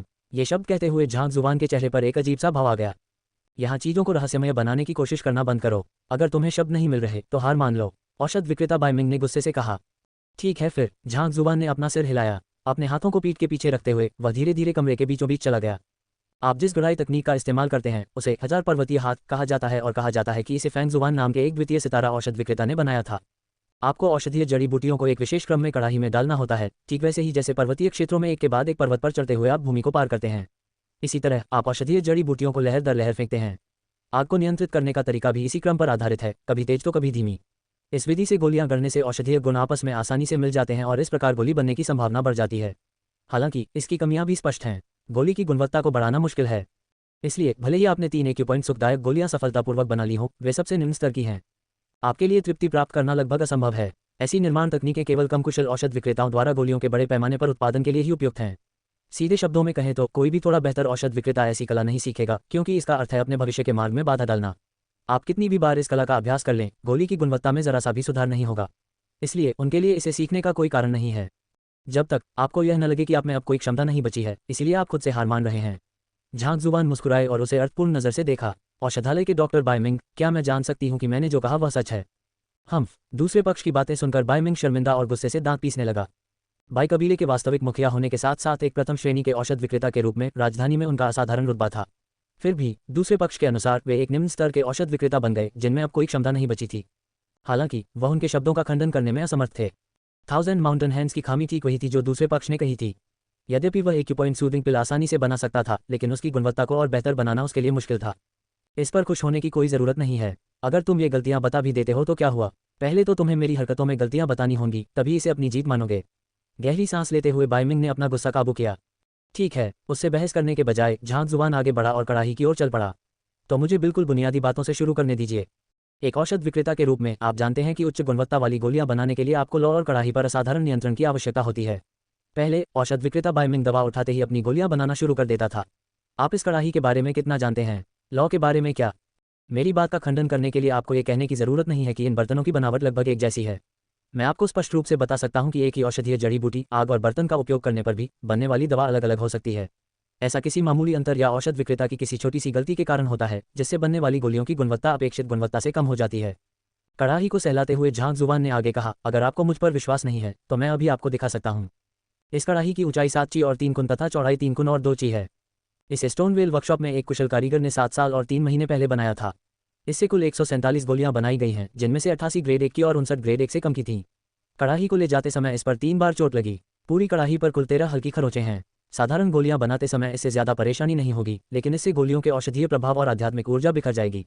इस कारण गोलियों में पर्याप्त औषधीय प्रभाव न होने से इनकी गुणवत्ता कम हो जाएगी। एक QI योजक चिन्ह ग्रेटर दैन 30.3 सेमी, एक QN 3.03 से ज्यादा सेमी। ये कड़ाही 1 कुन से थोड़ी मोटी है और इसमें पूरी तरह से गर्मी फैलने में एक धूप के बराबर समय और 34 सांसें लगती हैं। साथ ही कड़ाही की बाईं और दाईं ओर की दीवारों की मोटाई में थोड़ा अंतर है, लगभग 3 बाल के बराबर। इस मोटाई के अंतर को कम मत समझिए। एक ही तरह की लौ से दोनों तरफ के तापमान में 5% का अंतर होगा। एक्यूपॉइंट सुखदायक गोली में बिखरी हुई पुष्प घास और अकेली ड्रैगन घास के औषधीय प्रभाव दोनों तरफ रखने पर पूरी तरह से अलग होंगे। क्या तुम सच में हो? क्या कड़ाही के लिए भी ऐसी कोई चीज होती है? अल्पविराम। झांक जुबान की सहज व्याख्याओं को सुनकर औषध विक्रेताओं के जबड़े नीचे गिर गए और उन्हें लगा जैसे वे पागल हो रहे हों। हालांकि वे जानते थे कि कड़ाही में अंतर होने से अलग अलग गोलियां बन सकती हैं, लेकिन उन्होंने कभी कल्पना भी नहीं की थी कि एक कड़ाही के पीछे इतना ज्ञान छिपा हो सकता है। आगे, यह एक ऐसा बर्तन था जिसे औषधि संघ ने विशेष रूप से इस औषधि विवाद के लिए मंगवाया था। उसे इसके बारे में इतनी जानकारी कैसे थी? यहाँ तक कि यह कहाँ बना था, इसकी दीवारें कितनी मोटी थी, इसका आकार क्या था और इसमें कितनी गोलियां बनाई गई थीं। अरे बाप रे, तुम तो आसमान को चीरते हुए आगे बढ़ने वाले हो। इन सबको एक नज़र में देख लेने वाले, क्या तुम एक राक्षस हो? ठीक है, तो मैं आग की लपटों के बारे में बात करना जारी रखूंगा। सबके चेहरों पर दिख रहे आश्चर्य के भावों को अनदेखा करते हुए झांक जुबान ने कड़ाही के नीचे जल रही लिपटों की ओर इशारा किया और आगे कहा, यहीं से स्वर्गीय कोयले की ऊष्मा उत्पन्न होती है और यह सबसे गर्म भाग भी है। यहाँ की ऊष्मा से धातु भी आसानी से पिघल सकती है। योद्धा की जहन की शक्ति से इसे आगे बढ़ाकर आप लिपटों की तीव्रता और इस प्रकार कड़ाही के तापमान को आसानी से नियंत्रित कर सकते हैं। हालांकि ज्वालाएं औषधीय जड़ी बूटियों के सीधे संपर्क में नहीं आती, उन्हें कड़ाही में रखा जाता है और वहीं वे गोलियां बन जाती हैं। ज्वालाओं से कितनी ऊष्मा कड़ाही की दीवारों से होकर गुजरती है और कितनी ऊष्मा कड़ाही में रह जाती है, ये हमें स्पष्ट रूप से समझना होगा। स्वर्गीय कोयला गोलियां बनाने के लिए असाधारण रूप से उपयुक्त कोयला है। यह न केवल उच्च तापमान तक पहुंचने में सक्षम है, बल्कि इसकी ऊष्मा का संचरण भी अविश्वसनीय है। सामान्य कोयले के मामले में कड़ाही की दीवारों से लगभग 1 इंच तक रिसने के बाद केवल 37% ऊष्मा ही बरकरार रहती है। दूसरी ओर स्वर्गीय कोयला 46% ऊष्मा बरकरार रखता है। केवल इतना जानकर ही आप ये पता लगा सकते हैं कि अंदर मौजूद औषधीय जड़ी बूटियों का तापमान क्या है, उनके औषधीय गुणों को पूरी तरह से प्रकट होने में कितना समय लगेगा और आप उच्चतम गुणवत्ता वाली गोली कैसे बना सकते हैं। बेशक ये तो बस बुनियादी बातें हैं जो एक औषध विक्रेता को जाननी चाहिए, इसलिए इन्हें खामियां नहीं माना जा सकता। मैं तो बस यूं ही इनका परिचय दे रहा हूँ। झांक जुबान मुस्कुराए और एक तरफ खड़े बायमिंग की ओर देखा। वैसे मैं औषध विक्रेता बायमिंग से पूछना चाहूंगी, गोलियां बनाने से पहले क्या आपने इन चीजों पर ध्यान दिया था? औषध विक्रेता बायमिंग के रोंगटे खड़े हो गए और वह लगभग वहीं बेहोश हो गया। ध्यान दिया? अपने सिर पर ध्यान दो। मैं तो बस एक सामान्य गोली की नकल बना रहा हूँ। ये चीजें इतनी जटिल हैं, भला मुझे कैसे पता चलेगा? इसके अलावा अगर मुझे उनकी चिंता भी होती तो मैं कुछ नहीं कर सकता था। आप मुझसे यह उम्मीद नहीं कर सकते कि मैं एक स्केल ढूंढूं और कोयले का तापमान थोड़ा थोड़ा करके जांचने से पहले पूरे कड़ाही को नापना शुरू कर दूं। अगर मैंने ऐसा करना शुरू कर दिया तो मुझे लोहार का काम शुरू करने में 2 दिन लग जाएंगे। अध्याय 117 औषध विक्रेता बाइमिंग का मानसिक पतन स्वर्ग पथ का पुस्तकालय। उसे भीतर से घुटन महसूस हो रही थी, लेकिन बाइमिंग ये भी जानता था कि वह झांग जुबान के शब्दों का खंडन करने में असमर्थ था। दवाएं बनाने से पहले कड़ाही और उसकी लपटों की जांच करना बुनियादी प्रक्रिया थी। यहाँ तक कि प्रशिक्षु भी इस बात से अवगत थे। सीधे दवाएं बनाना शुरू कर देना उनकी एक बहुत बड़ी गलती थी। झांग जुबान की पिछली दुनिया के शब्दों का उपयोग करते हुए यदि कोई व्यक्ति गाड़ी चलाना शुरू करने से पहले अपनी सीट बेल्ट नहीं बांधता, टायरों की जांच नहीं करता और आसपास के वातावरण का जायजा नहीं लेता, तो दुर्घटना होने पर वह किसी भी बात का खंडन नहीं कर सकता था। इस समय बाइमिंग के मन में यही भावना चल रही थी। एक प्रशिक्षु औषध विक्रेता द्वारा सार्वजनिक रूप से उपदेश दिया जा रहा था, फिर भी वह किसी भी बात का खंडन करने में असमर्थ था। ये बात उसके इस क्षण की घुटन को देखकर ही स्पष्ट हो जाती थी। ठीक है, अब जब मैंने कड़ाही और लपटों के बारे में बात कर ली है, तो मैं औषधीय जड़ी बूटियों के मिश्रण के बारे में बात करूंगा। ये जानते हुए कि दूसरा पक्ष उसके शब्दों का जवाब नहीं दे पाएगा, झांग जुबान ने उसकी उन गलतियों के बारे में उसे और पूछताछ करने की जहमत नहीं उठाई। इसके बजाय वह औषधीय रैक की ओर चला गया। एक्यूपॉइंट सूदिंग पिल में कुल 47 प्रकार की जड़ी बूटियां लगती हैं। निर्माण प्रक्रिया में शामिल जड़ी बूटियों की संख्या को देखते हुए कुछ जड़ी बूटियां एक दूसरे की पूरक होती हैं और कुछ आपस में परस्पर विरोधी होती हैं। इसलिए यदि प्रक्रिया को ठीक से नियंत्रित नहीं किया जाता है तो औषधीय जड़ी बूटियों का आपस में परस्पर विरोधी होना बहुत आसान है और गोली खराब हो जाएगी। चलिए पहले मैं औषध विक्रेता बाइमिंग की जालसाजी प्रक्रिया के बारे में बात करता हूँ। उसने सबसे पहले हॉट ग्रास डाली। हॉट ग्रास में शांतिदायक गुण होते हैं और यह उच्च तापमान को सहन कर सकती है। इसलिए इसके अर्क को निकालने के लिए तेज लपटों की आवश्यकता होती है। इसे कड़ाही में पहले डालना सही है ताकि यह लपटों के संपर्क में जल्दी आ सके और इसके औषधीय गुण सक्रिय हो सकें। हालांकि हॉट ग्रास डालने के 7 सांसों के बाद उसने दूसरी जड़ी बूटी स्प्लिट पाम फ्लावर डाली। अगर मैं गलत नहीं हूं तो उसने जो हॉट ग्रास ली थी वह सिर्फ 6 महीने पुरानी थी। इसलिए उसके औषधीय गुण उतने प्रबल नहीं थे और उसका अधिकांश हिस्सा नसों के बजाय पत्तियों में केंद्रित था। ऐसी जड़ी बूटी के लिए तेज लपटों के संपर्क में आने पर औषधीय प्रभाव तुरंत खत्म हो जाते हैं। सामान्य परिस्थितियों में उसे 4 सांसों के बाद स्प्लिट पाम फ्लावर का प्रयोग करना चाहिए था, लेकिन उसने 3 पूरी सांसें बाद इसका प्रयोग किया, जिससे औषधीय प्रभाव 13% कम हो गया। नाकाम। दूसरी ओर स्प्लिट पाम फ्लावर 5 साल में परिपक्व होता है और इसके औषधीय गुण अपेक्षाकृत अधिक प्रबल होते हैं। उसे कड़ाही की बाईं दीवार से स्प्लिट पाम फ्लावर को धीरे धीरे छोड़ना चाहिए था और इसके गिरने में लगभग आधा सांस का समय लगना चाहिए था। इस दौरान कड़ाही का मध्य भाग इसके औषधीय गुणों को उजागर करता, जिससे ये हॉट ग्रास के साथ बेहतर ढंग से मिल जाता। हालांकि औषध विक्रेता बाइमिंग ने औषधीय जड़ी बूटी को सीधे फेंक दिया, जिससे उसे कड़ाही में पहले से गर्म होने का अवसर नहीं मिला। इस प्रकार इसका औषधीय प्रभाव पूरी तरह से उजागर नहीं हुआ और 14% औषधीय प्रभाव नष्ट हो गया। असफल। इन दोनों जड़ी बूटियों के औषधीय प्रभाव आपस में परस्पर विरोधी हैं, इसलिए उसे तुरंत बिखरी हुई पुष्प घास डालनी चाहिए थी, जिसका इन दोनों पर शांत करने वाला प्रभाव होता है। फिर भी उसने उग्र अकेली आंखों वाली ड्रैगन घास डाल दी, जिससे दोनों जड़ी बूटियों के बीच का टकराव और बढ़ गया। परिणामस्वरूप 11% औषधीय प्रभाव नष्ट हो गया। असफल। लोनाइट ड्रैगन ग्रास एक जड़ी बूटी है जिसमें यान गुण होते हैं। इसे उबलते हुए बर्तन में डालने के बाद इसके प्रभाव को कम करने के लिए उसमें कूलन ग्रास मिलानी चाहिए थी, लेकिन औषध विक्रेता बाइमिंग ने इसके बजाय विजडम मदर ग्रास मिला दी। विजडम मदर ग्रास सभी औषधीय जड़ी बूटियों के प्रभाव को बेअसर कर सकती है और इसलिए जड़ी बूटियों के बीच माध्यम के रूप में ये सबसे अच्छा विकल्प है। हालांकि इसी वजह से इसने लोनाइट ड्रैगन ग्रास के यान गुणों को पूरी तरह से बेअसर कर दिया, जिससे एक्यूपॉइंट स्मूथिंग पिल का औषधीय प्रभाव बहुत कम हो गया। असफल। उद्धरण चिन्ह ... असफल। उद्धरण चिन्ह ... असफल। अल्पविराम। झांग जुबान मशीन गन की तरह तेजी से बोलने लगा। उसका हर शब्द तर्कसंगत था और उसके समर्थन में सबूत भी थे। उसकी हर एक गलती वैद्य बाइमिंग के चेहरे पर हथौड़े की तरह लगी। उसका चेहरा पीला पड़ता चला गया और उसका शरीर अनियंत्रित रूप से कांपने लगा। दवाएं बनाना कोई आसान काम नहीं था। एक ही जड़ी बूटियों में भी अगर उनकी परिपक्वता अलग अलग होती तो उनके औषधीय गुण भी भिन्न हो सकते थे। इसके अलावा औषधालय को उन्हें इस तरह मिलाना पड़ता था कि वे एक दूसरे के पूरक हों। यहाँ तक कि एक एक्यूपॉइंट सुखदायक गोली के लिए भी अगर झांग जुबान गहराई से काम करे तो 3 दिन पर्याप्त नहीं होंगे। यही कारण था कि औषध विक्रेता ऊपरी 9 मार्गों में अग्रणी भूमिका निभाने वालों में से एक थे। उसने जो कुछ भी कहा वह सब सच है। क्या कोई वैद्य बाइमिंग द्वारा उन 47 औषधीय जड़ी बूटियों को एक ही नज़र में मिलाने के क्रम को याद कर सकता है? उसकी याददाश्त कैसी है? सबसे चौंकाने वाली बात यह नहीं है कि उसे औषधीय जड़ी बूटियों को रखने का क्रम याद था, बल्कि यह है कि वह प्रत्येक औषधीय जड़ी बूटी की परिपक्वता बता सकता था और उनके औषधीय प्रभावों को सर्वोत्तम रूप से उजागर करने के लिए उन्हें पूरक करने की विधि तैयार कर सकता था। क्या वह वास्तव में इंसान है? अब जब मैंने उनकी बातें सुन ली हैं तो मुझे समझ आ गया है कि एक औषध विक्रेता को वास्तव में कई बातों का ध्यान रखना पड़ता है। इसलिए इसमें कोई आश्चर्य की बात नहीं है कि मेरी गोलियां पूर्णता या उत्कृष्ट प्रामाणिकता के स्तर तक नहीं पहुंच पाती। यही कारण है। अल्पविराम। अल्पविराम। झांग जुबान की बातें सुनकर सब लोग स्तब्ध रह गए। ऐसा लगा जैसे किसी ने उनके सिर पर बल्ले से वार किया हो। उनके मुंह खुले रह गए और आंखें चौड़ी हो गईं। बिल्ली, इसे ही तो दवाइयों की जालसाजी कहते हैं। इससे पहले हम जो कर रहे थे वह केवल जड़ी बूटियों को बर्बाद करना और इस पेशे का अपमान करना था। संभवतः यदि वे इस गोली को बनाने के लिए उस विधि का उपयोग करते जिसका उसने उल्लेख किया था तो गोली और भी ऊंचाइयों तक पहुंच सकती थी। पूर्णता और यहाँ तक कि उत्कीर्ण गोली बनाना भी कोई समस्या नहीं होती। यह अब कोई ऐसी थ्योरी नहीं थी जिसे एक साधारण औषध विक्रेता समझ सके। केवल उच्च कोटि के औषध विक्रेता ही ऐसे सूक्ष्म विवरणों पर ध्यान देते थे। सभी लोग स्तब्ध रह गए। इस समय यहाँ तक कि औषध विक्रेता बाइमिंग के मन में भी आत्महत्या का विचार आया। दूसरे पक्ष की बातों को सुनकर लगता है कि उसकी दवाइयाँ बनाने की पूरी प्रक्रिया नाकाम रही। भला इसे दवाइयाँ बनाना कैसे कहा जा सकता है? लगता है वो मल बना रहा है। और तो और कम से कम मल की नकल करते समय तो कोई सामग्री बर्बाद नहीं होती, लेकिन जब उसने गोली बनाई तो उसमें इस्तेमाल होने वाली सारी औषधीय जड़ी बूटियां बर्बाद हो गईं। सकना, उसके सीने में घुटन का एहसास बढ़ता ही गया और उसने मुंह भर खून की उल्टी कर दी। वह हमेशा से खुद को दवाइयां बनाने में माहिर समझता था और मानता था कि वह वास्तव में एक कुशल वैद्य है, लेकिन दूसरे पक्ष की बातें सुनकर उसे एहसास हुआ कि उसके मानदंड तो एक बच्चे के स्तर के भी नहीं हैं। अतीत में उसका सारा आत्मविश्वास पूरी तरह चकनाचूर हो गया था। अब तो वह कड़ाही के पास जाने से भी डरता था। उसका शरीर बुरी तरह कांप रहा था। अभी कुछ ही पल पहले वह गर्व और दृढ़ संकल्प के साथ खड़ा हुआ था ताकि झांग जुबान को उसके अपमान का बदला चुका सके, लेकिन इस समय उसका चेहरा और भी भयानक होता जा रहा था, मानो वह पागल हो रहा हो। कुछ देर बाद उसने अपने दांत भींच लिए। बिल्कुल सही, मेरे मानकों को देखते हुए मैं भला किस तरह की गोलियां बना सकता हूँ? मैं तो बस औषधीय जड़ी बूटियों को बर्बाद कर रहा हूँ। आज से मैं बाय मिंग एक भी गोली नहीं बनाऊंगा। अगर मैंने ये प्रतिज्ञा तोड़ी तो स्वर्ग मुझे टुकड़े टुकड़े कर दे। हॉल में एक प्रतिज्ञा गूंज उठी। क्या क्या उसने कसम खाई थी कि वह अब एक भी गोली नहीं बनाएगा? औषध विक्रेता बाय मिंग अल्पविराम, उसके द्वारा ली गई प्रतिज्ञा को सुनकर सब लोग स्तब्ध रह गए। एक साथी को खोने के विचार से वे भयभीत होकर सिहर उठे। किसी औषध विक्रेता के लिए कभी भी एक भी गोली न बनाने की कसम खाना दवा बनाने की दुनिया को अलविदा कहने के बराबर था। उसने जीवन भर जो मेहनत की थी वह सब व्यर्थ हो गई थी, और इसका कारण ये था कि एक प्रशिक्षु औषध विक्रेता ने उसकी दवा बनाने की प्रक्रिया में खामियों की ओर इशारा किया था। क्या वह कुछ ज्यादा ही जल्दबाजी नहीं कर रहा है? एक दवा विक्रेता ने टिप्पणी किए बिना नहीं रह सका। अगर आपकी इस तरह आलोचना की जाती तो आप क्या करते? दूसरे औषध विक्रेता ने जवाब दिया। मैं पूर्ववक्ता बीच में ही रुक गया, उसे कहने के लिए कोई शब्द नहीं मिल रहा था। दूसरे पक्ष की बात सच थी। अगर वह औषध विक्रेता बायमिंग की जगह होता और यह महसूस करता कि उसकी ढलाई की तकनीक खामियों से भरी है और उसने इसमें जो मेहनत की है वह सब व्यर्थ है, तो अनगिनत वर्षों से बना उसका आत्मविश्वास शायद पल भर में चकनाचूर हो जाता। जिस क्षण उसका सारा आत्मविश्वास टूट गया, उस सदमे के कारण वह जीवन भर एक भी गोली बनाने में असमर्थ हो गया। इस बात पर दुख सहने के बजाय बेहतर यही होगा कि वह ये प्रतिज्ञा कर ले कि वह फिर कभी एक भी गोली नहीं बनाएगा। दवायां बनाना कोई मजाक नहीं था। मानसिक स्थिति, कौशल, आत्मविश्वास, ये सभी कारक अत्यंत आवश्यक थे। आत्मविश्वास के बिना कोई औषध विक्रेता कैसे कहला सकता है?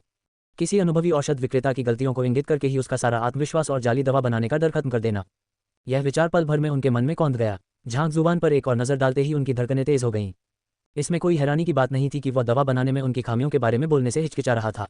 ऐसा नहीं था कि वह इससे कुछ समझ नहीं पा रहा था और अपनी कमजोरी को छिपाने के लिए दूसरे तरीके अपना रहा था। अब जाकर उन्हें पता चला कि दूसरा पक्ष उतना अज्ञानी नहीं था जितना वे सोचते थे, बल्कि बात यह थी कि वह इतना कुछ जानता था कि उसे डर था कि कहीं वह उनके बचे खुचे भरोसे को भी चकनाचूर न कर दे। भाई, हम आपसे पूछना चाहेंगे, क्या आप प्रशिक्षु औषध विक्रेता हैं या हम? अध्याय 118, सच्ची गोली पर बहस, पहला भाग, लाइब्रेरी ऑफ हेवेंस पाथ। मैं हार स्वीकार करता हूँ। दवा विक्रेता बायमिंग ने यह घोषणा करने के बाद कि वह अब दवा की गोलियां नहीं बनाएगा, झांक जुबान के सामने झुककर गहरा प्रणाम किया। गर्भनिरोधक गोलियों पर बहस शुरू हुए 2 घंटे से थोड़ा अधिक समय बीत चुका था और पहले ही 4 दवा विक्रेताओं ने हार स्वीकार कर ली थी। ये निष्कर्ष सभी संबंधित लोगों के लिए अप्रत्याशित था, यहाँ तक कि ओयांग चेंग भी अविश्वास से कांप उठा। पहले उन्हें झांक जुबान की जीत की ज्यादा उम्मीद नहीं थी। उन्हें यह उम्मीद नहीं थी कि नतीजा ऐसा होगा। ये पूरी तरह से एक तरफा था। इसमें कोई आश्चर्य की बात नहीं थी कि उसने औषध विज्ञान के प्रशिक्षु की परीक्षा में पूरे अंक प्राप्त किए, यहाँ तक कि परीक्षकों द्वारा गलत बताई गई औषधीय जड़ी बूटियों को भी पहचान लिया। उसकी क्षमताएं सचमुच बहुत प्रभावशाली थीं। दूसरी ओर वेंजू की आंखों में भय साफ झलक रहा था और उसका शरीर लगातार कांप रहा था। ये सोचकर हैरानी होती है कि उसने एक ऐसे व्यक्ति का मजाक उड़ाया जो इन दवा विक्रेताओं को भी चुप करा सकता था। क्या उसके दिमाग में कुछ गड़बड़ थी या वह बस कुछ ज्यादा ही साहसी थी? सौभाग्यवश दूसरे पक्ष का उससे इस मामले पर बहस करने का कोई इरादा नहीं था, अन्यथा उसे औषधालय संघ से निष्कासित भी किया जा सकता था। मैं जाऊंगा। बायमिंग को हार स्वीकार करते देख और उनके चारों ओर छाई खामोशी को देखकर डूमान आगे बढ़ी। कृपया मुझ पर नरमी बरतो। अपने चेहरे पर जबरदस्ती मुस्कान लाते हुए डूमैन कड़ाही की ओर चल पड़ा। उसने जो गोली बनाई थी वह भी ग्रेड 1 की थी। ये पहले वाली एक्यूपॉइंट सूदिंग पिल और ट्रैंक्विल हॉट पिल से थोड़ी कमतर थी। उसकी हरकतें सहज और फुर्तीली थीं। जल्द ही उसने सफलतापूर्वक उन गोलियों की नकल बना ली जो सभी तृप्ति के स्तर की थीं। दूसरे पक्ष का रवैया सौहार्दपूर्ण था। इसके अलावा उनकी जान पहचान कल ही हुई थी। परिणामस्वरूप झांक जुबान ने ज्यादा कुछ नहीं कहा और बस कुछ स्पष्ट गलतियों की ओर इशारा किया। इसके तुरंत बाद दूसरे पक्ष ने हार स्वीकार कर ली। इस समय 10 औषध विक्रेताओं में से 5 पहले ही हार मान चुके थे। गर्भनिरोधक गोलियों पर बहस आधे रास्ते पर पहुंच चुकी थी। चलिए आगे बढ़ते हैं। अगला कौन होगा? अपने हाथों को पीठ के पीछे रखे हुए झांक जुबान ने शांत भाव से भीड़ का जायजा लिया। चारों ओर सन्नाटा छाया हुआ था। अन्य प्रशिक्षु दवा विक्रेताओं की दवा संबंधी बहस में परीक्षार्थी हमेशा परीक्षक को भय से देखता था, इस डर से कि दूसरा पक्ष जानबूझकर कठिन प्रश्न पूछेगा। लेकिन यह व्यक्ति बिल्कुल विपरीत था। शेष सभी दवा विक्रेता अपना नाम पुकारे जाने के डर से सहम गए। यदि किसी ने इसे स्वयं न देखा होता तो कोई भी इस पर विश्वास नहीं करता। मैं जाऊंगा। कुछ क्षणों के मौन के बाद एक बुजुर्ग व्यक्ति खड़ा हो गया। ड्रग डीलर लिन मू। औषध विक्रेता चेंग जियांग ने एक बार उनकी कला को देखने की इच्छा का बहाना बनाकर गुप्त रूप से उनकी व्यक्तिगत गढ़ाई तकनीक फ्रॉस्ट थ्रेडेड हैंड्स सीखी थी। औषध विक्रेता लिन, कृपया एक पल रुकिए। इस बार मैं आपके साथ मिलकर उसकी परीक्षा लेना चाहूंगा। लिनमू के खड़े होते ही एक अधेड़ उम्र का आदमी भी खड़ा हो गया। औषध विक्रेता जिनचेन, एक साथ, लिनमू ने भौहें चढ़ाईं। दो लोग एक ही समय में नकली गोलियां कैसे बना सकते हैं ताकि दूसरा पक्ष उनकी खामियों को उजागर कर सके। जिस तरह से वह हमारी कमियों को पहचान लेता है, उससे पता चलता है कि उसकी परखने की क्षमता अद्भुत है और उसने अच्छी शिक्षा प्राप्त की है। संभवतः वह किसी उस्ताद के मार्गदर्शन में है। हालांकि मुझे नहीं लगता कि उसके दिमाग में जमा ज्ञान उसकी परखने की क्षमता जितना प्रभावशाली हो सकता है, खासकर उसकी उम्र को देखते हुए। इसलिए आइए हम झूठे दावे न करें और सवाल उठाएं। आइए हम उसके बहकावे में न आएं। औषधि विक्रेता जिनचेन को परेशान किया गया। यह लिनमू स्तब्ध रह गई। हाँ, बिल्कुल सही, यह विचार मेरे दिमाग में क्यों नहीं आया। वह अभी 20 साल का भी नहीं हुआ है। अगर वह जन्म के तुरंत बाद पढ़ना सीख भी जाए तो वह कितनी किताबें पढ़ पाएगा? प्रत्येक पुस्तक की कितनी सामग्री उसे याद रह पाएगी? एक वास्तविक दवा संबंधी बहस में परीक्षार्थी से दवा बनाने की प्रक्रिया से संबंधित प्रश्न पूछे जाते हैं जिनका उसे उत्तर देना होता है। उसे पता होना चाहिए था कि उसके पास पर्याप्त ज्ञान नहीं है, इसलिए उसने जानबूझकर दवा बनाने की तकनीकों में खामियों को पहचानने की कठिनाई को बढ़ा दिया। ये सच है कि कठिनाई बढ़ाई गई है, लेकिन यदि उसे एक कुशल शिक्षक का मार्गदर्शन मिला होता और बचपन से ही अच्छी शिक्षा प्राप्त हुई होती तो उसके लिए हमारी गलतियों को समझना मुश्किल नहीं होता। बिल्कुल सही, गुरुजी अत्यंत ज्ञानी होते हैं जबकि हम तो मात्र एक सितारा औषध विक्रेता हैं। ऐसे महान व्यक्ति के शिष्य होने के नाते उनकी परखने की क्षमता कमजोर नहीं हो सकती। अगर ऐसा है तो यह स्वाभाविक है कि वे हमारी गलतियों को पहचान लेते हैं। अल्पविराम। औषध विक्रेता जिनचेन के शब्दों ने शेष 4 औषध विक्रेताओं में फिर से उत्साह जगा दिया और उन्होंने अपना आत्मविश्वास पुनः प्राप्त कर लिया। दूसरे पक्ष द्वारा दवाइयों की जालसाजी देखकर उनकी गलतियों को पहचान लेना केवल यही दर्शाता है कि उनकी परखने की क्षमता असाधारण थी। इसका यह अर्थ नहीं है कि वे ज्ञानी थे। चूंकि मामला यही था, इसलिए उससे सवाल करना शायद उसकी कमजोरी साबित हो सकता था। अब तक तो सभी लोग इस आदमी के झांसे में आ चुके थे। ये सही है। लिनमू को बात समझ में आ गई और उसने जोर से अपना सिर हिलाया। इसमें कोई आश्चर्य नहीं कि सभी लोग जिनचेन के विचार से सहमत थे। आखिरकार ज्ञान अर्जित करने में समय और मेहनत लगती है। ये झांक जुबान, अगर आशावादी अनुमान भी लगाया जाए तो भी 20 साल का नहीं हो सकता था। अगर वह हर दिन पढ़ता भी तो उसने कितनी किताबें पढ़ी होंगी। इसके अलावा उसे अभी भी उनकी सामग्री याद रखनी थी। क्या आप मुझसे प्रश्न पूछना चाहते हैं? झांक जुबान को उम्मीद नहीं थी कि ये लोग काफी सोच विचार के बाद ऐसे निष्कर्ष पर पहुंचेंगे, इसलिए उसने बस हल्की सी मुस्कान के साथ जवाब दिया। ठीक है, तो चलिए शुरू करते हैं। बुनियादी स्तर के पुस्तक संग्रह और शिक्षक के संकलन मंडप में मौजूद पुस्तकों को पढ़ने के बाद उसके पास मौजूद ज्ञान इन औषध विक्रेताओं के ज्ञान से कहीं अधिक था। अगर वे उसके ज्ञान की परीक्षा भी लेना चाहते तो उसे डरने की कोई बात नहीं थी। मैं देखूंगा कि जब मैं बाद में तुम्हें मुश्किल में डालूंगा तो क्या तुम अपना आत्मविश्वास बरकरार रख पाओगे। जब उसने देखा कि दूसरा पक्ष जरा भी भयभीत नहीं है तो वैद्य जिनचेन की आंखों में एक ठंडी चमक आ गई।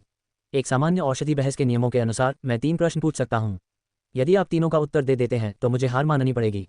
वहीं दूसरी ओर, यदि आप तीनों में से किसी एक का भी उत्तर नहीं दे पाते हैं तो आप असफल हो जाएंगे। अब तक आपने जो कुछ भी हासिल किया है वह सब व्यर्थ हो जाएगा। पिल डिबेट के लिए नियमों और विनियमों की एक पूरी सूची थी। 10 दवा विक्रेताओं को मनचाहे प्रश्न पूछने की अनुमति नहीं थी। अन्यथा क्या पिल डिबेट के दौरान परीक्षार्थी थकाकर मर नहीं जाएगा? परीक्षकों को केवल 3 प्रश्न पूछने की अनुमति थी और यदि दूसरे पक्ष के उत्तर सही होते तो उन्हें हार स्वीकार करनी पड़ती थी। हालांकि यदि वह किसी भी प्रश्न का उत्तर नहीं दे पाता या गलत उत्तर देता तो ये सीधे तौर पर असफलता मानी जाती, चाहे उसने इससे पहले कितने भी प्रश्नों के उत्तर दिए हों। जरूर, झांक जुबान भी नियमों से भलीभांति परिचित था। उसने सिर हिलाकर सहमति दी। ठीक है, तो मेरा पहला सवाल यह है, ग्रेड 1 बॉडी टेम्परिंग पिल बनाते समय भले ही गोलियां एक ही कड़ाही से निकली हों और उनकी गुणवत्ता एक जैसी हो, फिर भी ऐसा हो सकता है कि एक गोली का असर असाधारण हो जबकि दूसरी का नगण्य हो। इसके पीछे क्या कारण है? औषध विक्रेता जिनचेन ने पूछा। ये सवाल सुनकर अन्य दवा विक्रेताओं का ध्यान आकर्षित हो गया। बॉडी टेम्परिंग पिल एक ऐसी गोली थी जिसका सेवन अक्सर फाइटर चार्ट डैन करते थे। ये व्यक्ति के शारीरिक स्वास्थ्य को मजबूत कर सकती थी, जिससे वह पिगु क्षेत्र में तेजी से प्रगति कर सकता था। यही कारण था कि वे अक्सर इस तरह की गोलियां बनाते थे। हालांकि जैसा कि औषध विक्रेता जिनचेन ने कहा था, अक्सर ऐसी स्थितियां भी होती थी जिनमें एक ही बर्तन से बनी होने के बावजूद प्रत्येक गोली का औषधीय प्रभाव अलग अलग होता था। एक ही बर्तन से निकली गोलियों का सेवन करने से कुछ लोगों को जबरदस्त प्रभाव का अनुभव हुआ और वे पिगु क्षेत्र में काफी आगे बढ़ गए, जबकि अन्य लोगों के लिए यह पूरी तरह से अप्रभावी साबित हुआ। औषध विक्रेता जिनचेन ने वाकई एक कठिन प्रश्न चुना है। झांक जुबान ने सिर हिलाया। इस प्रश्न का पूरे तियानिक्सुआन साम्राज्य में कोई स्पष्ट उत्तर नहीं है। फिर भी आपने ये प्रश्न मुझसे पूछा है। आप मुझसे इसका उत्तर देने की अपेक्षा कैसे करते हैं? हालांकि हो सकता है कि दूसरे लोग इस विषय पर कुछ भी न कह पाएं, लेकिन मेरे अपने तरीके हैं। हल्की मुस्कान के साथ झांक जुबान ने कहा, जहां तक आपके द्वारा कही गई बात का सवाल है, चेंगे नामक एक वैद्य ने इसे 37 वर्ष पहले ही प्रस्तावित किया था। उस समय उन्होंने 23 वैद्यों को इकट्ठा किया और लगातार 3 दिनों तक इस विषय पर शोध किया। उन्होंने अपनी चर्चाओं के निष्कर्ष को चेंगे के शरीर को मजबूत करने के सिद्धांत नामक पुस्तक में लिखा। यदि आपने इसे पढ़ा है तो आपको पता होगा कि उनका निष्कर्ष क्या था। उनका मानना है कि इस अंतर का कारण साधक की शारीरिक बनावट से जुड़ा है। कुछ लोग शरीर को मजबूत करने वाली गोली के अनुकूल पैदा होते हैं, जबकि अन्य का शरीर इसके प्रति प्रतिरोधी हो सकता है। ये ठीक वैसे ही है जैसे कुछ लोगों में शराब सहने की क्षमता अधिक होती है जबकि अन्य में नहीं। उस समय इस सिद्धांत को कई लोगों का समर्थन प्राप्त था। हालांकि 18 साल पहले 3 सितारा औषधालय के विशेषज्ञ झांग जियान ने एक ऐसी बात देखी जिसने इस सिद्धांत का खंडन किया। यदि ये किसी व्यक्ति की शारीरिक संरचना के कारण था तो कुछ व्यक्तियों के लिए दूसरी गोली प्रभावी क्यों थी जबकि पहली गोली नहीं थी? अध्याय 119, सच्ची गोली पर बहस, दूसरा भाग, स्वर्ग के पथ का पुस्तकालय।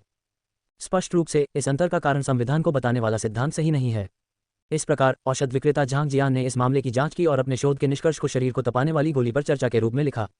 इस पुस्तक में उनके विचारों का स्पष्ट विवरण दिया गया है और वे इस धारणा से असहमत हैं कि शरीर को तपाने वाली गोली के प्रभावों में अंतर व्यक्ति की शारीरिक संरचना के कारण होता है, बल्कि इसका कारण ये था कि जड़ी बूटियों के औषधीय प्रभाव गोली बनाने की प्रक्रिया के दौरान विभिन्न गोलियों में समान रूप से वितरित नहीं हुए थे।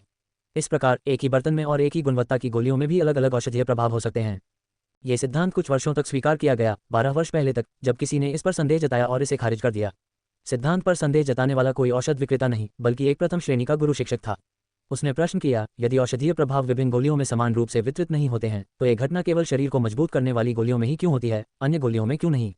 इसलिए उन्होंने एक साहसिक सुझाव दिया। इसे निंगहान के मौखिक अभिलेख में दर्ज किया गया था। ये पुस्तक व्यापक रूप से नहीं बिकी और गिल्ड के बुनियादी स्तर के पुस्तक संग्रह में इसकी केवल एक ही प्रति है। यदि आप सभी ने इसे नहीं पढ़ा है तो यह 19वीं शेल्फ में एकदम दाहिने कोने में है। झांग जुबान मुस्कुराया और आगे बोला, निंगहान नाम के इस गुरु ने एक साहसिक प्रस्ताव रखा है। उनका मानना है कि शरीर को मजबूत करने वाली गोलियों में ऐसी घटना जड़ी बूटियों की परिपक्वता और औषधि निर्माताओं की निर्माण तकनीक में अंतर के कारण हुई थी। बेशक उन्होंने इसे केवल एक सिद्धांत के रूप में पेश किया, कोई प्रयोग नहीं किया। 8 साल पहले होंगजुबान साम्राज्य के औषध विक्रेता झाओ युए को इस पुस्तक से ज्ञान प्राप्त हुआ और उन्होंने एक प्रयोग किया। उन्होंने गोली में प्रयुक्त 18 मुख्य औषधीय जड़ी बूटियों को बदल दिया और 42 अलग अलग प्रकार की गढ़ाई तकनीकों का उपयोग करके इसे गढ़ने का प्रयास किया। उन्होंने अपने निष्कर्ष को शरीर को मजबूत करने की विस्तृत व्याख्या नामक पुस्तक में लिखा। संयोग से उनमें से एक हमारी बुनियादी श्रेणी की पुस्तक संग्रह तिजोरी में मौजूद है। ये 27वीं पंक्ति में ऊपरी बाएं कोने में यांग जैन की गोली गढ़ने की मार्गदर्शिका और जैद रक की गोली गढ़ने की विधि के बगल में है। यदि आप सभी को मेरी बातों पर संदेह है तो आप किसी को यहाँ से इसे लाने के लिए कह सकते हैं। मुझे विश्वास है कि पुस्तक में दिया गया उत्तर सबसे सटीक है और यह आपके प्रश्न का उत्तर देने में सक्षम होना चाहिए। इस बिंदु पर झांग जुबान रुक गई और उसने यांग चेन को इशारा किया कि वह किसी को किताब लाने के लिए भेजे। कोई जरूरत नहीं है। झांग जुबान की व्याख्या सुनकर कुछ क्षण पहले तक प्रसन्न दिख रहे वैद्य जिनचेन का चेहरा एकदम लाल हो गया और वह 2 कदम पीछे लड़खड़ा गया। पल भर में ऐसा लगा मानो वह कई साल बूढ़ा हो गया हो। क्या अगर हम किताब यहाँ नहीं लाते तो मुझे डर है कि वैद्य जिन मेरा जवाब स्वीकार नहीं करेंगे। झांग जुबान ने कहा, आपका जवाब सही है, मैंने किताब पढ़ी है और उसमें बिल्कुल वही लिखा है जो आपने कहा। औषध विक्रेता जिनचेन ने सिर हिलाकर सहमति जताई। सही, समान, ये तो मुमकिन ही नहीं होना चाहिए। औषध विक्रेता जिनचेन ने बस एक साधारण सा सवाल पूछा था और उन्होंने उसका जवाब इतनी आसानी से दे दिया। इतना ही नहीं, तिजोरी में मौजूद अनगिनत किताबों में से उन्हें उसकी सही जगह भी याद थी। ये कैसे संभव है? क्या वह अभी भी इंसान है? तुम मेरा मजाक उड़ा रहे हो? अल्पविराम। उनकी सहमति सुनकर कमरे में एक बार फिर हलचल मच गई। पहले उन्हें लगता था कि उम्र की वजह से झांग जुबान के पास ज्यादा किताबें पढ़ने का समय नहीं होगा, लेकिन इस बार उन्हें एहसास हुआ कि उनकी तुलना में असल में उन्होंने ही कम किताबें पढ़ी हैं। दूसरा पक्ष न केवल पुस्तक की विषय वस्तु, लेखन का समय और शीर्षक को सटीक रूप से याद रखने में सक्षम था, बल्कि वह तिजोरी में उसका सटीक स्थान भी बता सका। उनके लिए ये तो बहुत ही बढ़िया बात होगी अगर वे उसमें लिखी गई बातों को याद रख सकें। ऐसा लग रहा था कि इंसानों के बीच वाकई बहुत बड़ा अंतर है। चूंकि औषध विक्रेता जिनचेन ने मेरे उत्तर को सही मान लिया है तो चलिए दूसरे प्रश्न पर आगे बढ़ते हैं। झांग जुबान मुस्कुराया, क्या आप मेरी याददाश्त से प्रतिस्पर्धा करना चाहते हैं? क्या मजाक है? मेरे दिमाग में स्वर्ग के पथ का पुस्तकालय है। चेतना के एक झटके से वह किताब मेरे सामने आ जाती है। मुझे बस उसके अनुसार पढ़ना है। आपकी याददाश्त कितनी भी अच्छी क्यों न हो, आप मुझसे ज्यादा सटीक नहीं हो सकते। दूसरा सवाल, ग्रेड 1 शक्तिवर्धक गोली बनाते समय कड़ाही में दरारें क्यों पड़ जाती हैं, जिससे बनाना जारी रखना मुश्किल हो जाता है? औषध विक्रेता जिनचेन ने 10 मिनट तक सोचने के बाद पूछा। अविश्वसनीय, उन्होंने बहुत ही बढ़िया सवाल चुना। सचमुच, ग्रेड 1 शक्तिवर्धक गोली बनाते समय कड़ाही अक्सर टूट जाती है। देखने में तो ये किसी औषध विक्रेता का प्रश्न लगता है, लेकिन इसका उत्तर देने के लिए आपको लोहारगिरी का ज्ञान भी आवश्यक है। जी हाँ, देखते हैं कि वह इस सवाल का जवाब कैसे देता है। अल्पविराम। औषध विक्रेता जिनचेन का दूसरा प्रश्न सुनते ही सबका ध्यान एक बार फिर आकर्षित हो गया। औषधि विक्रेता का बर्तन लोहारों द्वारा बनाया जाता था और दवा बनाने के दौरान उसका टूट जाना अब सख्ती से दवा बनाने की सीमा के भीतर नहीं रह गया था। हालांकि अगर सवाल का बारीकी से विश्लेषण किया जाए तो यह दवाइयों की जालसाजी से ही संबंधित था। दरअसल यही कारण था कि यह इन दोनों के बीच की सीमा पर स्थित था, इसलिए कई दवा विक्रेता इसके बारे में जानने की जहमत तक नहीं उठाते थे। ऐसे में इस तरह के सवाल का जवाब देना तो दूर की बात है। जब सबको पता चल गया था कि वह क्या करने की कोशिश कर रहा है तो झांग जुबान अनजान कैसे रह सकता था। उसके होठों के कोने ऊपर की ओर मुड़े और उसने जवाब दिया, इस समस्या के लिए वैद्य वु शियाओ की कड़ाही रखरखाव, वैद्य झाओ कियांग की दवा बनाने के लिए महत्वपूर्ण बातें, वैद्य न्यू जुबान की जानने योग्य विविध बातें, वैद्य पांगबो की अपनी नई कड़ाही की रक्षा करें। बिना रुके झांग जुबान ने दर्जनों किताबों के नाम गिनाए और फिर कहा, इन किताबों में जवाब विस्तार से दिए गए हैं। असल में यह कोई मुश्किल सवाल नहीं था। आप सब जिन कड़ाही का इस्तेमाल करते हैं वे साधारण 9 शुद्ध धातुओं से बनी हैं। ये धातु मजबूत तो है, लेकिन अत्यधिक ठंड और गर्मी के टकराव को सहन नहीं कर सकती। शक्ति बढ़ाने वाली गोली के लिए मुख्य सामग्री ठंडे स्वभाव वाले खूंखार जानवर का खून है। जब इतनी ठंडी चीज गर्म कड़ाही के संपर्क में आती है तो स्वाभाविक है कि कड़ाही उसे सहन नहीं कर पाती। अगर आप इस समस्या का समाधान करना चाहते हैं तो बेहतर होगा कि आप भारी लोहे की कड़ाही का इस्तेमाल करें, या फिर आप ताकत बढ़ाने वाली गोलियां बनाने के बाद हर बार अपनी कड़ाही बदल सकते हैं। झांग जुबान मुस्कुराए। ये सवाल थोड़ा मुश्किल लग सकता है, लेकिन बुनियादी स्तर के पुस्तक संग्रह भंडार में भी इसका जिक्र है। बात बस इतनी थी कि भंडार में किताबों की संख्या बहुत ज्यादा थी और गिल्ड के प्रशिक्षु अक्सर दवा बनाने की तकनीक पर शोध करना चुनते थे ताकि वे जल्दी से आधिकारिक औषध विक्रेता बन सकें। नतीजतन उनके पास इस तरह की अन्य किताबों को देखने का कोई कारण ही नहीं बचता था। इसके अलावा आधिकारिक औषध विक्रेता बनने के बाद व्यक्ति की प्रतिष्ठा पूरी तरह बदल जाती थी। अधिक अतिथियों के आने और अधिक अधिकार मिलने के कारण उनके पास किताबें पढ़ने का समय कम हो जाता था। किताबों के संग्रह से वे बहुत कुछ सीख सकते थे, लेकिन उन्हें कभी समय नहीं मिला और इसी कारण वे उनसे अनभिज्ञ रहे। यही वजह थी कि अन्य औषध विक्रेता ऐसे प्रश्नों का उत्तर देने में असमर्थ थे। वहीं दूसरी ओर झांग जुबान, जिसने अपने मन में बुनियादी स्तर के पुस्तक संग्रह कक्ष की प्रतिकृति बना रखी थी, उसे इस प्रश्न का उत्तर देने में कोई कठिनाई नहीं हुई। मुझे आश्चर्य है कि क्या औषध विक्रेता जिनचेन मेरे जवाब से संतुष्ट हैं? यदि नहीं, तो मैं अभी भी आगे बढ़ सकता हूँ। इसकी कोई आवश्यकता नहीं है, आपका उत्तर सही है। औषध विक्रेता जिनचेन के माथे पर ठंडे पसीने की बूंदें आ गईं। जब उन्होंने शक्ति बढ़ाने वाली गोलियां बनाना शुरू किया तो उन्हें ऐसी समस्या का सामना करना पड़ा। इसलिए उन्होंने दूसरों से जवाब मांगने के लिए इधर उधर पूछताछ की। अंततः उन्हें एक किताब में अपना जवाब मिला और वह किताब उन दर्जन किताबों में से एक थी जिनका जिक्र झांग जुबान ने अभी किया था, जिसका नाम था पानबो द्वारा लिखित अपने नए बर्तन की रक्षा करें। उसे लगा कि यही एकमात्र पुस्तक है जिसमें इस विषय पर विस्तृत जानकारी है, इसलिए उसने दूसरे पक्ष को परेशान करने के लिए यह प्रश्न उठाया। लेकिन वह व्यक्ति एक ही सांस में एक दर्जन से अधिक पुस्तकों के नाम गिनाने में सक्षम था। सौभाग्यवश उन्होंने पुस्तक का नाम पहले नहीं बताया, अन्यथा जब दूसरे पक्ष ने पुस्तकों के इस विशाल संग्रह की सूची प्रस्तुत की होती तो उन्हें शर्मिंदगी उठानी पड़ती। अरे यार, इस आदमी का सिर किस चीज़ का बना है? उन्हें सब कुछ इतनी स्पष्टता से कैसे याद रहता था? ये सब देखकर ओयांग चेंग और डूमान ने एक दूसरे की ओर देखा और व्यंग्य भरी मुस्कान के साथ बोले, ये तो कुछ भी नहीं है। अगर आप सबको पता होता कि यह आदमी किताब का सही पन्ना भी बता सकता है तो शायद आप लोग इस तरह से परीक्षा लेने पर जोर ही नहीं देते। दरअसल दूसरे पक्ष द्वारा उनकी जालसाजी तकनीक में खामियां उजागर करने का प्रस्ताव रखना ही उनके लिए मुश्किल खड़ी कर रहा था। यदि आप ज्ञान की प्रतियोगिता में उनसे जीत हासिल करना चाहते हैं, हमें डर है कि आप इसे केवल अपने सपनों में ही कर सकते हैं। अध्याय 120, कुछ भी नहीं, स्वर्ग के पथ का पुस्तकालय। चूंकि मैंने दूसरे प्रश्न का उत्तर पहले ही दे दिया है, तो अपना तीसरा प्रश्न बताए। दूसरे पक्ष द्वारा दूसरे प्रश्न पर सहमति जताते देख झांग जुबान ने इस मामले पर और अधिक चर्चा करने की जहमत नहीं उठाई। मैं हार स्वीकार करता हूँ। ये दो सबसे कठिन प्रश्न हैं जिनके बारे में मैं सोच सकता हूँ। अगर मैं पूछता रहा तो मैं खुद का ही मजाक उड़ाऊंगा। औषध विक्रेता जिनचेन ने अपना सिर हिलाया। दूसरे पक्ष द्वारा इतनी सारी किताबों के नाम गिनाने से उसका आत्मविश्वास डगमगा गया। वह जानता था कि अगर वह इसी तरह चलता रहा तो शर्मिंदगी सिर्फ उसी की होगी। बेहतर यही होगा कि वह अब हार मान ले, कम से कम इससे उसकी कुछ गरिमा तो बनी रहेगी। आप तीसरा सवाल नहीं पूछने वाले हैं? झांग जुबान एक पल के लिए अचंभित रह गई, फिर उसे बात समझ में आ गई। चूंकि वह आसानी से सबसे कठिन सवालों के जवाब दे सकता था, इसलिए अगर वह ऐसा करना जारी रखता तो संभवतः वह खुद को शर्मिंदा कर रहा होता। झांग जुबान औषध विक्रेता जिनचेन के निर्णायक रवैये से प्रभावित हुई।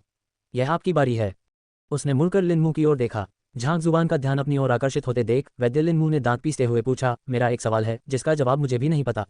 अगर आप इसका जवाब नहीं दे सकते तो इसे आपकी हार नहीं मानेंगे, लेकिन अगर आप इसका जवाब दे सकते हैं तो मैं तुरंत हार मान लूंगा। वैसे भी इससे आगे पूछने का कोई फायदा नहीं होगा। गर्भनिरोधक गोलियों पर हुए विवाद में परीक्षक को अपने द्वारा पूछे जा रहे प्रश्नों के उत्तर पता होने चाहिए थे। अन्यथा जब आपको स्वयं उत्तर नहीं पता तो आप ये कैसे निर्धारित कर सकते हैं कि दूसरे पक्ष का उत्तर सही है या नहीं? अब जबकि औषध विक्रेता लिनमू ने स्वीकार कर लिया था कि वह भी इस प्रश्न का उत्तर नहीं दे सकता, तार्किक रूप से देखा जाए तो यह मामला औषधि विवाद की सीमा से बाहर हो चुका था। झांग जुबान उसके प्रश्न का उत्तर देने से इनकार कर सकता था। यदि वह ऐसा करने का विकल्प चुनता है तो इसे उसकी हार नहीं माना जाएगा। बोलो, झांग जुबान ने लापरवाही से कहा। अस्वीकार? क्या आप मजाक कर रहे हैं? चूंकि मैं 2 कम सवालों के जवाब दे सकता हूं, इसलिए ये स्पष्ट है कि मुझे उसके सवाल का जवाब देना चाहिए। मैं बहुत लंबे समय से मेरिडियन एक्सपेंशन पिल पर शोध कर रहा हूं और चाहे वो बनाने की विधि हो, औषधीय जड़ी बूटियां हो या बर्तन, मैं हर चीज़ की बारीकी से जांच करता हूं ताकि कोई कमी ना हो। लेकिन किसी कारणवश मैं गोली नहीं बना पा रहा हूं। कृपया मुझे मेरी इस विफलता का कारण बताएं। औषध विक्रेता लिनमू ने एक पल हिचकिचाने के बाद पूछा। ये किस तरह का सवाल है? क्या आप यहाँ कुछ ज़्यादा ही मुश्किल पैदा नहीं कर रहे हैं? बिल्कुल सही, आपको खुद गोली बनाने में असमर्थता के पीछे का कारण पता लगाना चाहिए। अचानक पूछे गए इस सवाल का जवाब देने की आप उससे क्या उम्मीद करते हैं? अल्पविराम। लिनमू की बातें सुनकर सभी लोग एक पल के लिए अवाक रह गए, फिर उनके चेहरों पर अजीबोगरीब भाव उभर आए। गर्भनिरोधक गोलियों पर बहस के दौरान सवाल पूछते समय ऐसा सवाल पूछना पड़ता था जिसका जवाब दूसरा पक्ष दे सके। दूसरे पक्ष से यह पूछना कि आपके शरीर पर कितने तिल हैं, आपने कल कितने भोजन किए, आपने कितनी महिलाओं के साथ संबंध बनाए, इन सवालों का जवाब तो देवता भी नहीं दे पाएंगे। अभी लिनमू का सवाल भी कुछ ऐसा ही था। आपने बस इतना कहा कि आप मेरिडियन एक्सपेंशन पिल नहीं बना सकते, तो आप दूसरे पक्ष से अपने सवाल का जवाब कैसे उम्मीद करते हैं? खांसी। वैद्य लिनमू, आपको कोई ठोस सवाल पूछना चाहिए। ये सवाल ठीक नहीं है, आपको कोई दूसरा सवाल पूछना चाहिए। गर्भनिरोधक गोलियों पर बहस का संचालन कर रहे ओयांग चेंग इस स्थिति को और बर्दाश्त नहीं कर सके और उन्होंने अपनी बात रखी। मैं कुछ ज़्यादा ही जल्दबाजी कर रहा था। दूसरों की बातें सुनकर लिनमू को एहसास हुआ कि उसका सवाल अनुचित था, इसलिए उसने अपना सिर हिलाया और कुछ और कहने ही वाला था कि झांग जुबान ने उससे पहले ही बोल दिया, तुमने जल्दबाजी नहीं की। चलो पहले मेरे लिए मेरिडियन एक्सपेंशन पिल बनाने की कोशिश करो। सिर्फ तुम्हारे बयानों से मैं कुछ नहीं कर सकता। ठीक है। लिनमू को उम्मीद नहीं थी कि दूसरा पक्ष सहमत होगा। उसने सिर हिलाया और कड़ाही की ओर चल दिया। दरअसल उनका शुरू में यह सवाल पूछने का इरादा नहीं था, यह अचानक ही उनके दिमाग में आ गया। हाल ही में वह मेरिडियन एक्सपेंशन पिल्स बनाने के बारे में सोच रहा था, लेकिन किसी कारणवश वह सफल नहीं हो पा रहा था। उसने कई अलग अलग किताबें पढ़ी, कई तरह की बनाने की तकनीकें आजमाई और हर संभव कोशिश की, लेकिन फिर भी उसकी कोशिश नाकाम रही। झांक जुबान को दूसरों की गलतियां इतनी आसानी से बताते देख वह खुद को उससे पूछने से रोक नहीं पाया। जब तक वह इसके पीछे की गलती का पता लगाने में सक्षम था, उसे विश्वास था कि अपने कौशल से वह इसे सफलतापूर्वक बना सकता है। उसे लगा कि ऐसे अवसर पर उससे ये पूछना अनुचित होगा, इसलिए उसने सोचा कि झांक जुबान उसका प्रश्न स्वीकार कर देगा। उसे यह उम्मीद नहीं थी कि वह वास्तव में उसका प्रश्न स्वीकार कर लेगा। फवूश बूश, आग की लपटें भयंकर रूप से भड़क उठीं और तरह तरह की औषधीय जड़ी बूटियां अंदर उड़कर आ गईं। लिन्मू की 10 उंगलियां मानो वीणा बजा रही हों, लगातार इधर उधर नाच रही थीं। दूर से देखने पर ऐसा लग रहा था मानो वह दवाएं बनाने के बजाय कोई दिव्य धुन बजा रहा हो। झांक जुबान ने एक ही नज़र में बता दिया कि उसके सामने मौजूद औषध विक्रेता ने अनगिनत वर्षों तक दवा बनाने की कला में खुद को लीन कर रखा था और वह इसमें पहले से ही अच्छी तरह से पारंगत था। इतनी कुशलता और त्रुटिहीन ढलाई प्रक्रिया के बावजूद वह गोलियों को सफलतापूर्वक बनाने में असमर्थ रहा। इससे वह हैरान रह गया। इसमें कोई त्रुटि नहीं है। इतनी कुशलता के साथ वह सफलतापूर्वक शक्ति बढ़ाने वाली गोली बना सकता था, फिर वह मेरिडियन विस्तार गोली बनाने में असमर्थ क्यों होगा? सचमुच यह अजीब है। जैसे ही औषध विक्रेता लिन्मू ने धातु के काम शुरू किए, सबकी निगाहें उन पर टिक गईं। जैसे जैसे वे उन्हें देखते गए, उनकी हैरानी बढ़ती गई। ये बिल्कुल वैसा ही था जैसा उसने कहा था। चाहे वह औषधीय जड़ी बूटी हो, उसकी हरकतें हों या कोई अन्य महत्वपूर्ण कारक, इसमें जरा भी गलती नहीं थी। तर्कसंगत रूप से देखा जाए तो उसे कम से कम गोलियां तो बना ही लेनी चाहिए थीं। वास्तव में गोली से तृप्ति की स्थिति तक पहुंचने की संभावना थी। गोलियां बनाने में असमर्थ होना, यह असंभव था। दुर्भाग्यवश वास्तविकता उनके सामने स्पष्ट रूप से प्रकट हुई। जल्द ही आग बुझ गई और कड़ाही का ढक्कन उठाते ही लोगों के सामने औषधीय अपशिष्ट का एक काला गाढ़ा पदार्थ दिखाई दिया। असफल, ये बात समझ में नहीं आती। ओयांगचेंग ने अपनी भौहें इतनी सिकुड़ी कि वे झुर्रियां बन गईं। औषध विक्रेता संघ के नेता और एक सितारा मध्यवर्ती स्तर के औषध विक्रेता यहाँ समूह में सर्वोच्च स्तर के होने के नाते उनकी विवेक क्षमता भी असाधारण थी। पूरी प्रक्रिया को देखने के बाद उनका निष्कर्ष भी अन्य लोगों के समान ही था कि गोलियां बनेंगी। फिर भी परिणाम उनकी अपेक्षाओं के विपरीत थे। उनके चेहरे पर हैरानी के भाव छा गए और वे गंभीरता से इस मामले पर विचार करने लगे। सांस, कड़ाही में जमा गहरे काले रंग के औषधीय अपशिष्ट को देखकर औषध विक्रेता लिन्मू ने आह भरी और सिर हिलाया। उन्होंने युवक की ओर देखते हुए कहा, यही वह प्रश्न है जो मैं तुमसे पूछना चाहता हूँ। यदि तुम इसका उत्तर दे सको तो मैं तुरंत हार मान लूंगा, लेकिन यदि तुम उत्तर नहीं दे सको तो मैं दूसरा प्रश्न पूछूंगा। इससे औषधि विवाद के परिणाम पर कोई असर नहीं पड़ेगा। जवाब नहीं दे सकते? झांक जुबान हंस पड़ा। कड़ाही के पास जाकर उसने उसके चारों ओर चक्कर लगाया और औषधीय अपशिष्ट का निरीक्षण किया। उसके बाद उसने अपना सिर उठाकर वैद्य लिन्मू की ओर अजीब से भाव से देखा। व्यायाम लिन्मू, अपनी उम्र के बावजूद वाकई बहुत चुस्त दुरुस्त हैं। मैंने कभी सोचा भी नहीं था। उम्र के बावजूद इतना चुस्त दुरुस्त? लिन्मू अचंभित रह गई। मेरे चुस्त दुरुस्त होने का इस बात से क्या लेना देना है कि मैं गोली की सफलतापूर्वक नकल कर पाऊंगा या नहीं? क्या इन दोनों के बीच कोई रिश्ता भी है? अन्य दवा विक्रेताओं ने भी संदेह भरी निगाहों से देखा। पहले वे सार्वजनिक रूप से उनकी आलोचना करते थे और उनकी बातों पर संदेह करते थे, लेकिन उनके विशाल ज्ञान और क्षमता को देखने के बाद उन्हें समझ आ गया कि उनके द्वारा कही गई बातों के पीछे ठोस कारण थे। जी हाँ, पास आते ही मैंने देखा कि औषध विक्रेता लिन के शरीर से एक ऐसी सुगंध आ रही थी जो केवल महिलाओं में पाई जाती है। और ये सुगंध ताजगी भरी, शुद्ध और जीवन से भरपूर है। अगर मैं गलत नहीं हूं तो उसकी उम्र अभी 18 साल भी नहीं हुई होगी। झांक जुबान ने कहा। जी हाँ, मैंने अभी अभी एक रखेल को अपने घर में लाया है। वह अभी 18 साल की भी नहीं हुई है। औषध विक्रेता लिन्मू का चेहरा शर्म से लाल हो गया। उनकी उम्र लगभग 70 के करीब थी। मृत्यु उनके जीवन का एक महत्वपूर्ण हिस्सा थी, लेकिन फिर भी वे एक 17 वर्षीय रखेल को घर ले आए थे।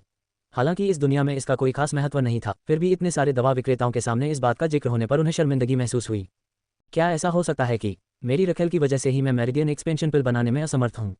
जल्द ही लिन्मू एक निष्कर्ष पर पहुंच गया। वह असमंजस में था और झांक जुबान को घूर रहा था। अगर उन दोनों के बीच कोई संबंध नहीं होता तो झांग हुआन के पिछले कार्यों को देखते हुए वह शायद इस ओर ध्यान नहीं देता। बस यही, रखेल रखने का संबंध दवाएं गढ़ने से कैसे था? वे दोनों बिल्कुल अलग अलग चीजें थीं। तुम सही कह रहे हो। अगर मैं गलत नहीं हूं तो तुम्हारी वो रखेल है ही नहीं। झांक जुबान ने कुछ देर सोचने के बाद शांत भाव से जवाब दिया। कोई बात नहीं। लिन्मू एक पल के लिए स्तब्ध रह गया, फिर उसने भौहें चढ़ा लीं। गुस्से से भरा उसका चेहरा नाखुशी से भरा हुआ था। तुमने उसका अपमान करना क्यों शुरू किया? अध्याय 121। सबसे पहले जाने की होड़, स्वर्ग के पथ का पुस्तकालय। मैंने तुमसे मेरिडियन एक्सपेंशन पिल बनाने की मेरी विधि में खामियां ढूंढने को कहा था, फिर भी तुमने मेरी रखेल का अपमान किया और कहा कि वह कोई इंसान नहीं है। तुम्हारा इससे क्या मतलब है? लिन्मू भले ही सौम्य स्वभाव का था, फिर भी वह उन शब्दों से नाराज हो गया। न केवल उसका चेहरा काला पड़ गया, बल्कि दूसरों के चेहरे पर भी विचित्र भाव आ गए। क्या हो रहा था? उसने अचानक दूसरों का अपमान करना क्यों शुरू कर दिया? औषध विक्रेता लिन, कृपया शांत हो जाए।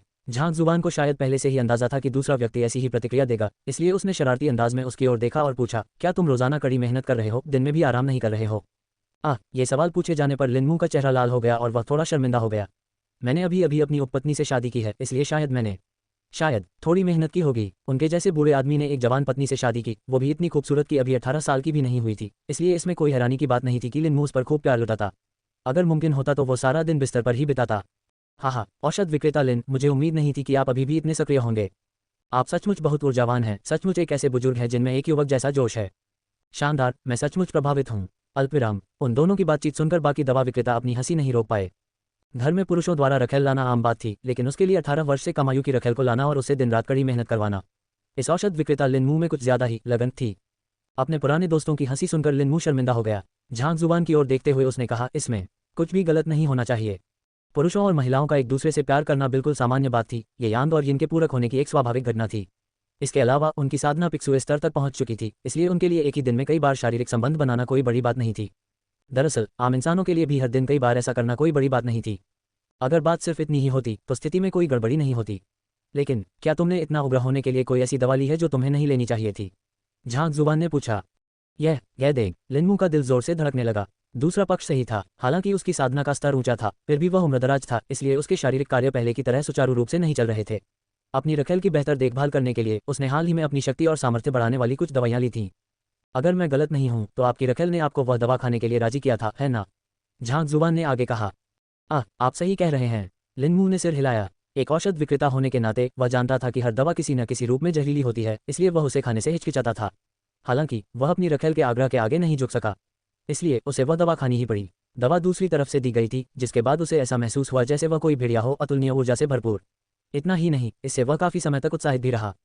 सही निर्माण विधि, क्रम आदि के बावजूद आप मेरिडियन एक्सपेंशन पिल बनाने में असमर्थ हैं। झांक जुबान ने अपने दोनों हाथ पीठ के पीछे बांध रखे थे और वह औषध विक्रेता लिनमू के चारों ओर चक्कर लगा रहा था। अपनी रखेल के बारे में आगे बात न करते हुए उसने दवा बनाने के बारे में बात जारी रखी। शुरू में मुझे इसका कारण समझ नहीं आया और मैं कुछ पल के लिए उलझन में पड़ गया। मुझे तो ये भी लगा कि कहीं कड़ाही में कोई गलती तो नहीं हो गई। तभी अचानक मुझे एक किताब की एक पंक्ति याद आ गई। इस पुस्तक का नाम गोलिका निर्माण पर चर्चा है। इसे 3 सितारा औषध विक्रेता वरिष्ठ मू यांग ने लिखा है। ये पुस्तक बुनियादी स्तर के पुस्तक संग्रह में रखी है और इसमें उन सैकड़ों कारणों का वर्णन है जिनकी वजह से कोई गोली नहीं बन पाती। इनमें से एक पंक्ति है जिसे हम सीधे उद्धृत कर रहे हैं, श्वास खोने पर आत्मा पूर्ण हो जाती है। यहाँ तक कि परिपूर्ण कौशल होने पर भी गोली का बनना मुश्किल होता है। इसका अर्थ सरल है। इसका मतलब है कि यदि किसी व्यक्ति में सार तत्व की कमी है तो भले ही निर्माण तकनीक और क्रम पूरी तरह से सही हो, गोली का सफलतापूर्वक बनना मुश्किल होगा। यहाँ गोली निर्माण की बात मेरिडियन विस्तार गोली के संदर्भ में हो रही है। इन बातों को सोचते हुए मैं तुम्हारे पास आया और मुझे एक युवती के शरीर और रूज की खुशबू महसूस हुई। परिणामस्वरूप मैंने तुमसे तुम्हारी रखेल के बारे में पूछा। दरअसल सिर्फ एक रखेल से शादी करने और दिन रात काम करने से तुम्हें अपनी शक्ति इतनी नहीं खोनी चाहिए थी कि गोली न बन पाए। यहाँ मुख्य समस्या ये थी कि तुमने अपना मूल स्वरूप खो दिया है। क्या मैंने अपना मूल स्वरूप खो दिया? लिनमू अचंभित रह गई। हाँ, बिल्कुल सही। मनुष्यों में एक आंतरिक शक्ति होती है और इसे खोने से विनाशकारी परिणाम होते हैं। आप एक औषध विक्रेता हैं, इसलिए आपको इसके बारे में पता होना चाहिए था। अगर आपने दिन रात काम किया है तो आपकी छठी दान पिक्सुए स्तर की शक्ति को देखते हुए यह कोई बड़ी बात नहीं होगी। आधे दिन आराम करने से आप पूरी तरह से ठीक हो जाएंगे। हालांकि आपको वह टॉनिक नहीं पीना चाहिए था जो उसने आपको दिया था। वे टॉनिक वास्तव में जहर थे जो आपकी आत्मा को उत्तेजित करते हैं, जिससे आपको मतिभ्रम होने लगते हैं। ये सच है कि इससे आपको थोड़े समय के लिए अत्यधिक ऊर्जा और युद्ध शक्ति मिलती है, लेकिन जहर आपके पूरे शरीर में फैलकर आपकी आंतरिक शक्ति को नुकसान पहुंचाता है। समय बीतने के साथ साथ आपका शरीर धीरे धीरे कमजोर होता जाएगा। अंत में आपकी मृत्यु हो जाएगी। बाहरी तौर पर यह सामान्य बुढ़ापे की प्रक्रिया से अलग नहीं दिखेगा और यहाँ तक कि सबसे कुशल वैद्य भी अंतर बता नहीं पाएंगे। अगर मैं गलत नहीं हूं तो अगर आप इसी तरह गोली का सेवन करते रहे तो आप तेजी से बूढ़े हो जाएंगे और 1 साल के भीतर ही आपकी निश्चित रूप से मृत्यु हो जाएगी। तब तो देवताओं के लिए भी आपको बचाना मुश्किल होगा। मेरिडियन एक्सपेंशन पिल एक ऐसी औषधि है जो साधक की मेरिडियन को चौड़ा कर सकती है और इसे टॉनिक माना जा सकता है। अपनी मूल शक्ति खो देने पर आप अपनी आत्मा, श्वास और मन पर ध्यान केंद्रित नहीं कर पाते हैं और इसलिए आपके लिए ऐसी गोली बनाना मुश्किल होता है। गोली बनाने में असफल होना बहुत सामान्य बात थी। इस बिंदु पर झांक जुबान एक पल के लिए रुका। इस तरह की दवा से आप जैसे वैद्य को भी धोखा खा जाना चाहिए। ये दवा अतुलनीय रूप से कीमती होनी चाहिए। ये कल्पना करना मुश्किल है कि आपकी रखेल को इस बारे में पता नहीं है, इसीलिए मैंने कहा था कि वह कोई मायने नहीं रखती। अगर मैंने आपको ठेस पहुंचाई है तो मुझे उम्मीद है कि आप मुझे क्षमा कर देंगे। यह लिनमू सिहर उठा और लड़खड़ा कर पीछे गिर गया। दूसरे पक्ष के शब्द पूरी तरह से तर्कसंगत थे। ऐसा लग रहा था मानो उसने ये सब अपनी आंखों से घटते हुए देखा हो। यह सच था कि अपनी रखेल द्वारा दी गई औषधि का सेवन करने पर उसे अपनी युद्ध शक्ति में वृद्धि का अनुभव हुआ। पहले एक बार सेवन करने पर ही उसकी पीठ में दर्द होने लगता था, लेकिन औषधि लेने के बाद 3 से 5 बार सेवन करना उसके लिए कोई बड़ी बात नहीं थी। शुरू में उसे लगा कि वह धीरे धीरे मजबूत हो रहा है। उसने कभी सोचा भी नहीं था कि उसे नशा कराया जा रहा है। धिक्कार है, वो कमीनी, मैंने उस पर इतना प्यार बरसाया। उसने तो मुझे धोखा देने की कोशिश भी की। अपनी मुट्ठी को कसकर भींचते हुए लिनमू की आंखें लाल हो गईं। ठीक है, अगर औषध विक्रेता लिन को लगता है कि मैंने जो कहा वह सच नहीं है तो इसे सत्यापित करने का कोई तरीका होना चाहिए। मैंने इस प्रश्न का उत्तर दे दिया है। झांग जुबान ने इशारा किया। आपने जो कहा वह बिल्कुल सही है। आपके मार्गदर्शन के लिए धन्यवाद। मैं इस दवा विवाद में हार स्वीकार करता हूँ। बिना किसी झिझक के औषध विक्रेता लिन मू ने हार मान ली। दूसरे पक्ष की बातें बिल्कुल सटीक थीं और उनका विश्लेषण पूरी तरह तर्कसंगत था। चूंकि उन्हें अपनी बातों में एक भी गलती नहीं मिली, इसलिए उनके पास हार स्वीकार करने के अलावा कोई विकल्प नहीं था। इसके अलावा ये सच था कि हाल ही में उनकी शारीरिक स्थिति धीरे धीरे बिगड़ रही थी। पहले तो उन्हें लगा कि यह उनकी उम्र के कारण है, लेकिन ये सोचकर उन्हें बहुत दुख हुआ कि उनकी रखेल ही इसकी वजह थी। झांग जुबान ने बस हल्की सी मुस्कान दी और लिन मू के मामलों में दखल न देने का फैसला किया। ये दूसरे पक्ष की समस्या थी, उसे इसमें दखल देना असुविधाजनक लगा। इसके बाद उसने बचे हुए 3 दवा विक्रेताओं पर एक नज़र डाली। अब बस आप ही बचे हैं। आप सभी को जो भी समस्या हो एक साथ पूछिए। प्रारंभ में मौजूद 10 औषध विक्रेताओं में से 7 पहले ही हार मान चुके थे। यदि ये तीनों भी ऐसा ही कर लेते तो वह औषधि विवाद में सफल हो जाता और आधिकारिक औषध विक्रेता बन जाता। प्रतिभाशाली भाई झांग जुबान, अगर ऐसा है तो मुझे आपसे एक सवाल पूछना है। एक औषध विक्रेता खड़ा हो गया। भालू, ज्यादा चिंता मत करो। वरिष्ठता के हिसाब से तो मुझे ही पहले बोलना चाहिए। मेरे मन में एक सवाल भी आया है। एक और औषध विक्रेता खड़ा हो गया। तुम दोनों बहस करना बंद करो। मुझे पहले पूछना चाहिए था। चाहे कुछ भी हो जाए, मैं तुम दोनों से पहले औषध विक्रेता बना था। अंतिम बुजुर्ग भी जल्दी से खड़े हो गए। कुछ क्षण पहले तक वे सब उसकी उपस्थिति में सहमे हुए थे। उसने कई बार उनसे प्रश्न पूछने को कहा था, लेकिन हर बार उन्हें मौन उत्तर ही मिला। लेकिन अब वे सब उससे प्रश्न पूछने के लिए उत्सुक थे। झांग जुबान अचंभित था। क्या उन्होंने आज गलत दवा ले ली? अध्याय 122, गोली विवाद का अंत, स्वर पथ का पुस्तकालय। सिर्फ झांग जुबान ही नहीं, बल्कि ओयांग चेंग और अन्य लोग भी उनके इस कृत्य से अचंभित रह गए। अरे यार, कोई मुझे बता सकता है कि आखिर हो क्या रहा है? क्या वे अभी कुछ देर पहले तक आशंकित व्यवहार नहीं कर रहे थे? वे पहले जाने के लिए क्यों होड़ कर रहे हैं, मानो किसी सुंदर महिला को देखकर उसकी ओर दौड़ पड़े हों? आप सभी। विंजू भी पूरी तरह से हैरान थी। मैं समझ गया, ये लोग तो सचमुच। डूमैन ने अपने चेहरे पर व्यंग्यात्मक मुस्कान के साथ सिर हिलाया। क्या समझना है? ओयांग चेंग ने उधर देखा। पहले झांग जुबान ने दवाइयां बनाने के जरिए उनकी खामियों को उजागर कर दिया था। ऐसा लग रहा था जैसे सबके सामने बेइज्जती हो गई हो। ऐसी स्थिति में कोई भी सवाल पूछने को तैयार नहीं होता, वैद्य डूमान ने कहा। लेकिन अब उसने न केवल वैद्य लिन मू की समस्या का समाधान किया, बल्कि उनके लिए एक छिपे हुए खतरे की ओर भी इशारा किया। यह उनके लिए एक अवसर है। ऐसे में भला कौन उत्साहित नहीं होगा? ये सच है। अब स्थिति को समझते हुए ओयांग चेंग ने सिर हिलाया। खुद को जानने से कहीं ज्यादा आसान किसी और को जानना है। अपनी कमियों को पहचानना मुश्किल था। झांग जुबान के एक शब्द से ही वे अपनी कमियों को सुधार सकते थे और दवा बनाने की अपनी कला में जबरदस्त सुधार ला सकते थे। ये बहुत अफसोस की बात है। मैं सचमुच मूर्ख था। मुझे इतनी जल्दी हार नहीं माननी चाहिए थी, वरना मैं अपने भीतर लंबे समय से दबी हुई कुछ शंकाओं को दूर कर पाता। दुखी मन से औषध विक्रेता डूमैन ने अपना सिर हिलाया। उसने इतने अच्छे अवसर को यूं ही कैसे गंवा दिया? इसे भूल जाओ, क्योंकि तुम इसे पहले ही गंवा चुके हो। वैसे भी इस अवसर को न संजोने की गलती तुम्हारी ही है। दूसरी ओर, मैं अपनी जिम्मेदारियों के प्रति समर्पित रहा हूं और इस गर्भनिरोधक बहस को निष्पक्ष रखने की पूरी कोशिश की है।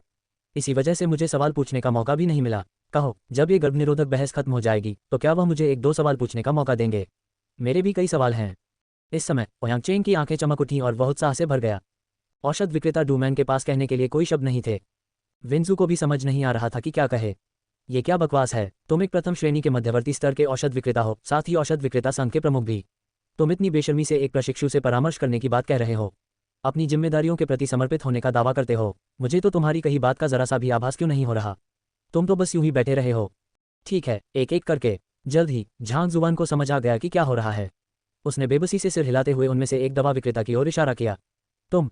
मैं? बहुत बढ़िया। चुने जाने पर वह झट से खड़ा हो गया। मेरा एक सवाल है जो मैं आपसे पूछना चाहता हूँ। हाल ही में मुझे नींद नहीं आती और मैं हर रात 7-8 बार जाग जाता हूँ। मुझे अक्सर बुरे सपने भी आते हैं। क्या आप मेरी मदद कर सकते हैं ये पता लगाने में कि क्या मुझे कोई बीमारी है, या कोई मेरे खिलाफ साजिश रच रहा है, या क्या मेरी रखेल के साथ कोई समस्या है? झांग जुबान अवाक रह गई। बाकी लोग भी वैसे ही थे। खांसी, वैद्य लियू, हम गोलियों पर बहस कर रहे हैं, न कि किसी ज्योतिष या रोगी के उपचार सत्र में। आप जो कह रहे हैं उस पर ध्यान दें। ओयांग चेंग हस्तक्षेप करने से खुद को रोक नहीं सका। अरे लेकिन यही तो मेरा सवाल है। मैं यही पूछना चाहता हूँ, औषध विक्रेता लियू ने दृढ़ भाव से कहा। ठीक है, कैसा रहेगा अगर तुम एक गोली बनाने की कोशिश करो और मैं देखूं कि मैं उसके जरिए क्या कर सकता हूं? झांग जुबान को तेज सिर दर्द हो रहा था। उसने उसे हाथ हिलाकर जाने का इशारा किया। ठीक है, औषध विक्रेता लियू ने उत्साह से सिर हिलाया और फिर जल्दी से धातु के काम में जुट गया। आपका क्या हाल है? आपको क्या क्या परेशानियां हैं? पहले व्यक्ति का काम निपटाने के बाद झांग जुबान का ध्यान दूसरे औषधालय की ओर गया। मेरा सवाल तो बहुत सीधा साधा है। ये वैद्य लियू के सवाल जितना बेशर्म नहीं है। वैद्य ने नेक लहजे में कहा। मेरी बेटी की शादी इन 2 दिनों के भीतर होने वाली है और उसका होने वाला दूल्हा जो जुबान है, वो विदेश से आया है और मैंने काफी समय तक उसकी पृष्ठभूमि की छानबीन की है, लेकिन मुझे उसके बारे में कोई उपयोगी जानकारी नहीं मिल पाई है। क्या आप मेरी मदद कर सकते हैं कि वो लड़का भरोसेमंद है या नहीं? अगर वो भरोसेमंद नहीं है तो मैं इस शादी को नामंजूर कर दूंगा। इस बिंदु पर वह एक पल के लिए हिचकिचाया और सवालिया निगाहों से झांग जुबान की ओर देखा। तो क्या मुझे गोलियां भी बनानी होंगी? सकना। झांग जुबान को लगभग खून की उल्टी हो गई। गोलियां बनाओ, अपना दिमाग ही बना लो। तुम्हारी बेटी की शादी का मुझसे या दवा की गोलियां बनाने से क्या लेना देना है? मैं तो बस एक ऐसा व्यक्ति हूं जो दवा विक्रेता बनने के लिए दवाइयों पर चल रही बहस में शामिल हूं। मैं यहाँ आपका भविष्य बताने नहीं आया हूं। इसके अलावा भले ही मैं भाग्य का अनुमान लगा सकता हूं, लेकिन अगर आप मुझे अपनी बेटी की स्थिति के बारे में नहीं बताएंगे तो आप नकली गोलियां बनाकर क्या कर सकते हैं? क्या आपको यकीन है कि आप मेरा मजाक नहीं उड़ा रहे हैं? अथॉथिक्रिकिन, तुम्हारी बेटी की शादी का दवा बनाने से क्या लेना देना है? तुम इसके लिए भाई झांग से क्यों पूछ रहे हो? ये तो मजाक है, आखिरी औषध विक्रेता ने हाथ पटकते हुए गुस्से से कहा। लेकिन यही वह सवाल है जो मैं अभी पूछना चाहता हूँ। औषध विक्रेता किन दुविधा में था। तुम्हें कम से कम दवा बनाने से संबंधित कुछ तो पूछना चाहिए। तुम इस बारे में सोचते रहो, मैं पहले जाती हूँ। आखिरी वैद्य झांग जुवान की ओर बढ़ा और बोला, भाई झांग जुवान, आपकी कम उम्र देखकर लगता है कि आपकी शादी अभी तक नहीं हुई है। मेरी एक सुंदर बेटी है जो आपकी रखेल बन सकती है। देखो, अगर नहीं तो मेरी भतीजी भी तैयार है। अगर तुम्हें लगता है कि मैं तुम्हारा फायदा उठा रही हूँ तो मेरी एक बड़ी बहन और एक छोटी बहन भी हैं। झांग जुबान अवाक रह गई। अरे बाप रे, तुम तो 60 साल के हो चुके हो और मौत के करीब हो। तुम्हारी छोटी और बड़ी बहन, इसके लिए मुझे कितना अजीब और कठोर स्वाद चाहिए। काफी देर बाद अफरा तफरी शांत हुई और सभी लोग अपने मुख्य विषय पर वापस लौट आए। मेरा सवाल यह है, विषनाशक गोली का मुख्य घटक, विष को बेअसर करने वाली घास, बहुत कमजोर है और अक्सर अन्य औषधीय जड़ी बूटियों के साथ मिलने के लिए कड़ाही की तलहटी तक पहुंचने से पहले ही जलकर राख हो जाती है। मुझसे कहाँ गलती हुई? विष को बेअसर करने वाली घास अत्यधिक गर्मी सहन नहीं कर सकती। यह एक सर्वमान्य तथ्य है। यदि आप इसे सीधे कड़ाही में डालेंगे तो यह निश्चित रूप से जल जाएगी। हालांकि आप इसे भट्टी में इस्तेमाल करने से पहले 3 दिनों तक बैंगनी सूर्य के पानी में भिगो सकते हैं। इससे न केवल ये जलेगी नहीं, बल्कि इसके औषधीय गुण भी पूरी तरह से सक्रिय हो जाएंगे। मैं ये पूछना चाहता हूं कि जब मैं गोलियां बनाता हूं तो मेरी सांस अक्सर अनियमित क्यों हो जाती है? इसका जवाब देना आसान है। अल्पविराम अल्पविराम। सही रास्ते पर लौटने के बाद बाकी का हिस्सा आसान था। अधिकांश प्रश्नों को झांग जुबान द्वारा बुनियादी स्तर के पुस्तक संग्रह से प्राप्त ज्ञान का उपयोग करके हल किया जा सकता था।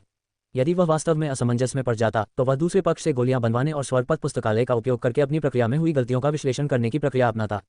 1 घंटे बाद उन्होंने अंततः शेष 3 औषध विक्रेताओं के सवालों के जवाब देना समाप्त कर दिया। ठीक है, अब जबकि सभी 10 औषध विक्रेताओं ने हार मान ली है, मैं इस औषधि प्रतियोगिता का विजेता झांग जुबान घोषित करता हूँ। आज से वह औषध विक्रेता संघ का एक नया प्रथम सितारा औषध विक्रेता होगा। जब गर्भनिरोधक गोलियों पर बहस समाप्त हुई तो यांगचेंग ने परिणामों की घोषणा की और एक सितारा बैज और एक वस्त्र सौंप दिया। यह एक औषधालय का प्रतीक चिन्ह है। इसके साथ आप जिस भी औषधालय संघ में जाएं, आपको दवाएं खरीदते समय विशेषाधिकार प्राप्त होंगे। ठीक है, यांगचेंग के हाथों से दोनों चीजें लेकर उसने लापरवाही से उन्हें अपने स्टोरेज रिंग में रख दिया। सभी को यह अंदाजा था कि कोई अविश्वसनीय शख्सियत पीछे से उसका मार्गदर्शन कर रही है, इसलिए उसके पास मौजूद उस स्टोरेज रिंग को देखकर किसी को वास्तव में आश्चर्य नहीं हुआ। इसके अलावा औषध विक्रेता होना एक लाभदायक पेशा था। लाखों की कीमत वाला भंडारण छल्ला भले ही अत्यधिक महंगा हो, लेकिन उनके लिए यह कोई बड़ी बात नहीं थी। गिल्ड लीडर ओयांग, उन्नत स्तर का पुस्तक संग्रह कक्ष कहाँ है? मैं उसे देखना चाहता हूँ, झांग जुबान ने पूछा। औषध विक्रेता की परीक्षा देने का उनका मुख्य कारण पुस्तक संग्रह तिजोरी में जाना था। इसलिए आधिकारिक औषध विक्रेता बनने के बाद उन्होंने सबसे पहले वहीं जाकर संग्रह देखने का निर्णय लिया। मैं तुम्हें वहां ले चलूंगा। इसके बाद यांगचेंग सबसे पहले कमरे से बाहर निकला और झांग जुबान उसके पीछे पीछे चलने लगा। इससे पहले कि वह ज्यादा दूर जा पाता, उसके पीछे से पूर्व वैद्य की आवाज सुनाई दी। दवा विक्रेता झांग जुबान, जरा इस पर विचार कीजिए। अगर मेरी बड़ी और छोटी बहन से काम नहीं चलेगा तो मेरी एक चाची भी हैं। उनकी अभी शादी नहीं हुई है। झांग जुबान लड़खड़ा गया और उसकी आंखों से आंसू बहने लगे। तुम्हारी चाची, वह मेरी परदादी की उम्र की हो सकती है। अध्याय 123। समाधान मिल गया। स्वर्ग के पथ का पुस्तकालय। औषधालय संघ का उन्नत श्रेणी का पुस्तक संग्रह कक्ष उस स्थान से ज्यादा दूर नहीं था जहां उन्होंने औषधि संबंधी बहस की थी। वहां पहुंचने में उन्हें बस कुछ ही कदम चलने पड़े। तियानिक्सुआन साम्राज्य औषधालय संघ में कुल 10 आधिकारिक औषधालय हैं। इनमें से अधिकतर लोग केवल कठिन प्रश्नों का सामना करने पर ही इन पुस्तकों का अध्ययन करने के लिए यहाँ आते हैं। इसलिए ये स्थान काफी सुनसान रहता है। खैर, आप जो भी पुस्तक पढ़ना चाहें बेझिझक चुन सकते हैं, यांगचेंग ने दरवाजे खोलते हुए कहा। झांग जुबान ने कमरे में जाने से पहले अपनी सहमति व्यक्त की। हालांकि तियानिक्सुआन साम्राज्य के औषधालय संघ में आधिकारिक औषधालयों की संख्या बहुत अधिक नहीं थी, फिर भी वहां पुस्तकों की संख्या काफी थी। ये बुनियादी स्तर के पुस्तक संग्रह भंडार में मौजूद लाखों पुस्तकों की तुलना में भले ही कम हो, लेकिन फिर भी वहां 10,000 से अधिक पुस्तकें थीं। वे लगभग 1 दर्जन किताबों की अलमारियों में ठसाठस भरे हुए थे। आप बेझिझक देख सकते हैं। अगर कुछ समझ में ना आए तो मुझसे पूछ सकते हैं। मैं उसी कमरे में रहूंगा। यांगचेंग ने लापरवाही से इशारा किया। लगता है मैंने गिल्ड लीडर ओयांग को परेशान कर दिया है। झांग जुबान ने मुस्कुराते हुए सिर हिलाया। इसमें कोई परेशानी वाली बात नहीं है। अब आप आधिकारिक औषध विक्रेता हैं और भविष्य में मुझे आपसे कई सवालों के जवाब लेने होंगे। यांगचेंग मुस्कुराया और तिजोरी से बाहर निकल गया। वह जानता था कि दूसरे पक्ष के इस पुस्तक संग्रह कक्ष में आने के अपने लक्ष्य और रहस्य हैं, इसलिए उसका यहाँ देर तक रुकना अनुचित था। मुझे अब आसपास देखना शुरू कर देना चाहिए। उसके जाने पर झांग जुबान मुस्कुरा उठा। पहले रैक की ओर चलते हुए उसने किताबों के पन्ने पलटने शुरू कर दिए। उस खास किताब को ढूंढने में उसे काफी समय लग जाता। वैसे भी देरी होना तय था, तो बेहतर यही था कि वह इन सभी किताबों की प्रतिलिपि स्वरपथ के पुस्तकालय में बना ले। इससे भविष्य में इन्हें देखना आसान होगा और वह दवाएं बनाने के बारे में भी और अधिक जान सकेगा। हुआलाला। उन्नत श्रेणी के पुस्तक संग्रह कक्ष में पन्ने पलटने की आवाज गूंज रही थी। कुछ समय बाद झांग जुबान रुक गया और उसकी आंखों में चमक आ गई। जी हाँ, जिस किताब को मैं देखना चाहता था वह यही है। लगन रंग लाए। आखिरकार उन्हें अद्वितीय शारीरिक संरचनाओं और उन्हें जागृत करने के लिए आवश्यक गोलियों के बारे में पुस्तक मिल गई। 373वें वर्ष में त्यानिक्सुआन में सम्राट शेनलिंग की पुत्री राजकुमारी शेनकियू के पास शुद्ध यिन शरीर था। उन्होंने तीसरे दर्जे की गोली का सेवन करके इसे जागृत करने में कामयाबी हासिल की। यिन पिल को सुलझाएं। झांग जुबान की आंखें चमक उठीं। वह उसे पलटता रहा। 126वें वर्ष में एक ऐसा व्यक्ति था जिसके पास सम्राट वंश था। वह गोलियों से इसे जागृत करने में असमर्थ था। अंततः उसने विशाल गैंडे के रक्त को अपने शरीर पर मलकर इसे जागृत किया। हालांकि सफलता की संभावना अत्यंत कम है। एक अन्य पुस्तक में उन्होंने सम्राट वंश को जागृत करने की विधि का पता लगाया। मुझे ये देखना होगा कि यह सही है या गलत। उसने उन 2 पंक्तियों को कागज के एक टुकड़े पर उतार लिया और उसके दिमाग में एक विचार कौंधते ही जिस कागज पर उसने अभी अभी लिखा था उसकी सामग्री और खामियां स्वर्ग के पथ के पुस्तकालय में प्रकट हो गईं। अनरेवल यिन पिल का उपयोग करके शुद्ध यिन शरीर को जागृत किया जा सकता है। कमियां, ये शरीर की संरचना का केवल लगभग 10% ही जागृत कर सकता है, इसलिए ये संरचना की पूरी शक्ति को उजागर करने में असमर्थ है। सम्राट वंश को विशालकाय गैंडे के रक्त का उपयोग करके जागृत किया जा सकता है। कमियां, ये केवल लगभग 10% शारीरिक शक्ति को ही जागृत कर सकता है, इसलिए यह अक्षम है। पुस्तकालय में लिखी गई त्रुटियों को देखकर झांग जुबान दंग रह गया। केवल 10%। पहले उन्हें लगता था कि गोलियों के इस्तेमाल से वे उनकी शारीरिक शक्ति को पूरी तरह से जागृत कर पाएंगे। उन्हें यह नहीं पता था कि इससे केवल 10% शक्ति ही जागृत हो पाएगी। हालांकि 10% ही काफ़ी है। झांग जुबान मुस्कुराए। अद्वितीय शारीरिक संरचनाएं अत्यंत शक्तिशाली थीं, यहाँ तक कि अगर उन्हें केवल 10% भी जागृत किया जाए तो भी साधना में अभूतपूर्व वृद्धि हो सकती है। यह एक साधारण प्रथम वर्ष के टूर्नामेंट के लिए भी पर्याप्त से अधिक थी। अब मुझे तीसरे ग्रेड की अनरेवल यिंग गोली और विशालकाय गैंडे के खून की तलाश करनी होगी। अपनी ज़रूरत की जानकारी मिलने पर झांग जुबान ने राहत की सांस ली। उसने सारी किताबें पलटकर देख लीं और फिर ओयांग चेंग के कमरे की ओर चल पड़ा। वह औषध विक्रेता संघ का प्रमुख था। संभवतः वही एकमात्र व्यक्ति था जो उसके लिए ये दोनों वस्तुएं प्राप्त कर सकता था। औषधालय संघ के उन्नत स्तर के पुस्तक संग्रह भंडार में रखी पुस्तकों को पलटने के बाद झांग जुबान को इस बात का मोटा मोटा अंदाजा हो गया कि वांग यंग और लियू यान को क्या चाहिए और वह इसे अन्य चीज़ों के साथ खरीद सकता था। औषधालय विक्रेता झांग जुबान को आते देख ओयांग चेंग जल्दी से खड़ा हो गया। गिल्ड लीडर ओयांग, मुझे आपसे कुछ काम के लिए गुहार लगानी है। झांग जुबान ने सीधे मुद्दे पर आते हुए अपने आने का उद्देश्य बताया। मैं कुछ सामान खरीदना चाहता हूं और मुझे आपकी सहायता की आवश्यकता हो सकती है। अरे, आपको क्या चाहिए? अगर यह गिल्ड के पास मौजूद कोई चीज़ है तो कोई दिक्कत नहीं होनी चाहिए। ओयांग चेंग ने सिर हिलाया। मुझे अनरेवल यिन पिल, मेरिडियन रिजुवेनेशन पिल, कोलोसल राइनोसेरोस ब्लड का एक हिस्सा और बॉडी नरिशमेंट मेडिसिनल सॉल्यूशन का एक हिस्सा चाहिए। झांग जुबान ने कहा। मेरिडियन रिजुवेनेशन पिल लियू यान के लिए थी। अपनी साधना के स्तर से परे एक युद्ध तकनीक का अभ्यास करने के बाद उसकी दाहिनी भुजा की नसें सूख गई थीं और उन्हें ठीक करने के लिए मेरिडियन रिजुवेनेशन पिल की आवश्यकता थी। दूसरी ओर शरीर को पोषण देने वाला औषधीय घोल वांग यंग के लिए था। उसके पैर अभी पूरी तरह से ठीक नहीं हुए थे और वह अभी भी एक सामान्य साधक की तरह लड़ने में असमर्थ थी, इसलिए उसे शीघ्र स्वस्थ होने के लिए इस प्रकार के औषधीय घोल की आवश्यकता थी। मेरिडियन रिजुवेनेशन पिल और बॉडी नरिशमेंट मेडिसिनल सॉल्यूशन को प्राप्त करना आसान होना चाहिए और मैं इसे खोजने में आपकी मदद कर सकता हूँ। हालांकि अनरावल यिन पिल और कोलोसल राइनोसरस बीस्ट का रक्त, ये थोड़ा मुश्किल है। ओयांग चेंग को उम्मीद नहीं थी कि उसे इतनी सारी चीज़ों की जरूरत पड़ेगी और उसके चेहरे पर गहरी शिकन आ गई। और भी मुश्किल? क्या इसे हासिल करना संभव है? झांग जुबान ने उसकी ओर देखा। अपने छात्रों के संविधान को अनलॉक करने का समाधान खोजने के लिए इतनी परेशानी उठाने के बाद अगर वह इस समय उनके लिए आवश्यक वस्तुएं प्राप्त करने में असमर्थ रहता है तो वह वास्तव में क्रोधित हो जाएगा। हमारे गिल्ड में ये चीज़ें नहीं हैं, लेकिन अगर मैं मुख्यालय में आवेदन भेजूं तो इन्हें प्राप्त करना संभव होना चाहिए। ओयांग चेंग ने कहा। यह बहुत अच्छा है। झांग जुबान ने राहत की सांस ली। लेकिन ओयांग चेंग ने एक बार फिर भौहें चढ़ा लीं। मुख्यालय बहुत दूर है। अगर वे पास के दूसरे राज्यों से भी कोई शाखा भेज दे तो भी इसमें कम से कम 10 दिन लगेंगे। 10 दिन? झांग जुबान एक पल के लिए चौंक गया। फिर उसने खुद को संभाला और आगे कहा, मुझे भी कोई आपत्ति नहीं है। अगर इसमें 10 दिन भी लगे तो लगने दो। फ्रेशमैन टूर्नामेंट में अभी भी 14 दिन बाकी थे। अगर ये 10 दिन बाद होता तो शायद थोड़ी भागदौड़ बढ़ जाती, लेकिन फिर भी वह समय पर अपनी तैयारियां पूरी कर लेगा। ठीक है, मैं अब मुख्यालय में आवेदन भेज देता हूँ। आपको ये 10 दिनों के भीतर मिल जाएगा। मेरिडियन रिजुवेनेशन पिल और बॉडी नरिशमेंट मेडिसिनल सॉल्यूशन की बात करें तो मैं इन्हें अभी आपके लिए मंगवा सकता हूँ। गिल्ड लीडर ओयांग मुस्कुराया। ठीक है, तो मैं आपको असुविधा पहुंचाऊंगा। झांग जुबान ने सिर हिलाया। उन चारों का कितना खर्चा है? क्या मैं अभी उन सब का भुगतान कर दूं या उनके आने के बाद करूं? यांगमो की संपत्ति विरासत में मिलने के बाद उसके पास 10 लाख से अधिक सोने के सिक्के थे। अब उसे राजधानी का एक धनी व्यक्ति माना जा सकता था। अपने छात्रों की युद्ध क्षमता बढ़ाने के लिए कुछ औषधीय जड़ी बूटियां खरीदना उनके लिए कोई खास मायने नहीं रखता था। साथ ही वह ये भी दिखा सकता था कि वह एक शिक्षक के रूप में कितना नेक था। ये तो बस थोड़ी सी रकम है। क्या मैं कंजूस इंसान हूँ? मेरिडियन रिजुवेनेशन पिल और बॉडी नरिशमेंट मेडिसिनल फ्लूइड ज़्यादा महंगे नहीं हैं। दोनों को मिलाकर लगभग 4 लाख सोने के सिक्के होंगे। ओयांग चेंग ने थोड़ी देर हिसाब लगाने के बाद आगे कहा, अनरेवल यिन पिल और कोलोसल राइनोसेरस ब्लड थोड़े ज़्यादा महंगे होंगे। पहली गोली ग्रेड 3 की उन्नत गोलियों में से एक है, जबकि कोलोसल राइनोसेरस बीस्ट एक आदिम जानवर है जो जंगली जानवरों से भी एक स्तर ऊपर है। अभी आप एक औषध विक्रेता हैं, इसलिए आपको विशेष अधिकार प्राप्त हैं। मैं आपको इन्हें छूट पर बेच सकता हूँ। अनरेवल यिन पिल की कीमत लगभग 20 मिलियन सोने के सिक्के होगी, जबकि विशालकाय गैंडे के रक्त की कीमत 3 मिलियन होगी। कैसा रहेगा? मैं आपके लिए कीमत कम कर देता हूँ। 23 मिलियन काफ़ी होगा। ओयांग यांग ने कुछ देर हिसाब लगाने के बाद कहा। वातावरण में अचानक छाई खामोशी को देखकर उसने सिर उठाकर चारों ओर देखा। उसे पता ही नहीं था कि झांग जुबान उससे 10 मीटर दूर जा चुका था।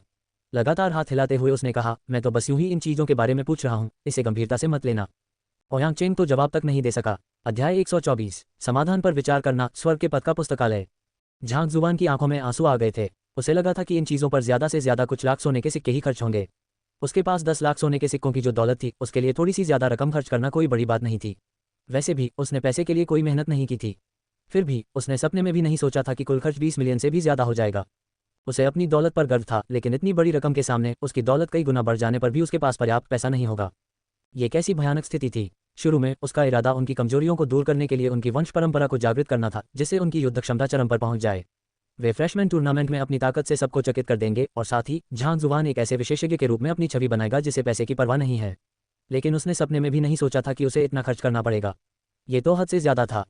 अगर उसे पहले से पता होता कि उसे इतने पैसों की जरूरत पड़ेगी तो वह शुरू से ही इतना कूल बनने की कोशिश नहीं करता। मैं इसे क्यों न भूल जाऊं। अपने दिल की पीड़ा को दबाते हुए झांग जुबान दुविधा में था। उसके पास आवश्यक धनराशि नहीं थी, इसलिए वह निश्चित रूप से ये वस्तुएं नहीं खरीद सकता था। फिर भी उसने इस सब में जो मेहनत की थी, प्रशिक्षु औषध विक्रेता का प्रशिक्षण लेना और औषध विक्रेता की पूरी परीक्षा देना, वह इन्हीं वस्तुओं के लिए थी। क्या वह अपनी सारी मेहनत व्यर्थ जाने दे सकता था, अंत में कुछ भी हासिल न होना। इसके अलावा उसने पहले ही इसके बारे में शेखी बघारी थी। झाओया और बाकी लोग जानते थे कि वह उनकी शक्ति को जगाने के तरीके ढूंढ रहा था। अगर वह खाली हाथ लौटता तो भविष्य में उनके सामने सिर कैसे उठा पाता। नहीं, सिर्फ इसलिए हार मान लेना कि यह बहुत महंगा है, यह मेरा तरीका नहीं है। अगर उसने सचमुच इन चीज़ों को त्याग दिया तो झाओया और अन्य लोग अपनी शारीरिक शक्ति को जागृत नहीं कर पाएंगे और 14 दिन बाद लुशुन पर विजय प्राप्त करना महज एक सपना बनकर रह जाएगा। उत्कृष्टता प्राप्त करने वाले व्यक्ति को कोशिश करने से पहले ही हार नहीं माननी चाहिए।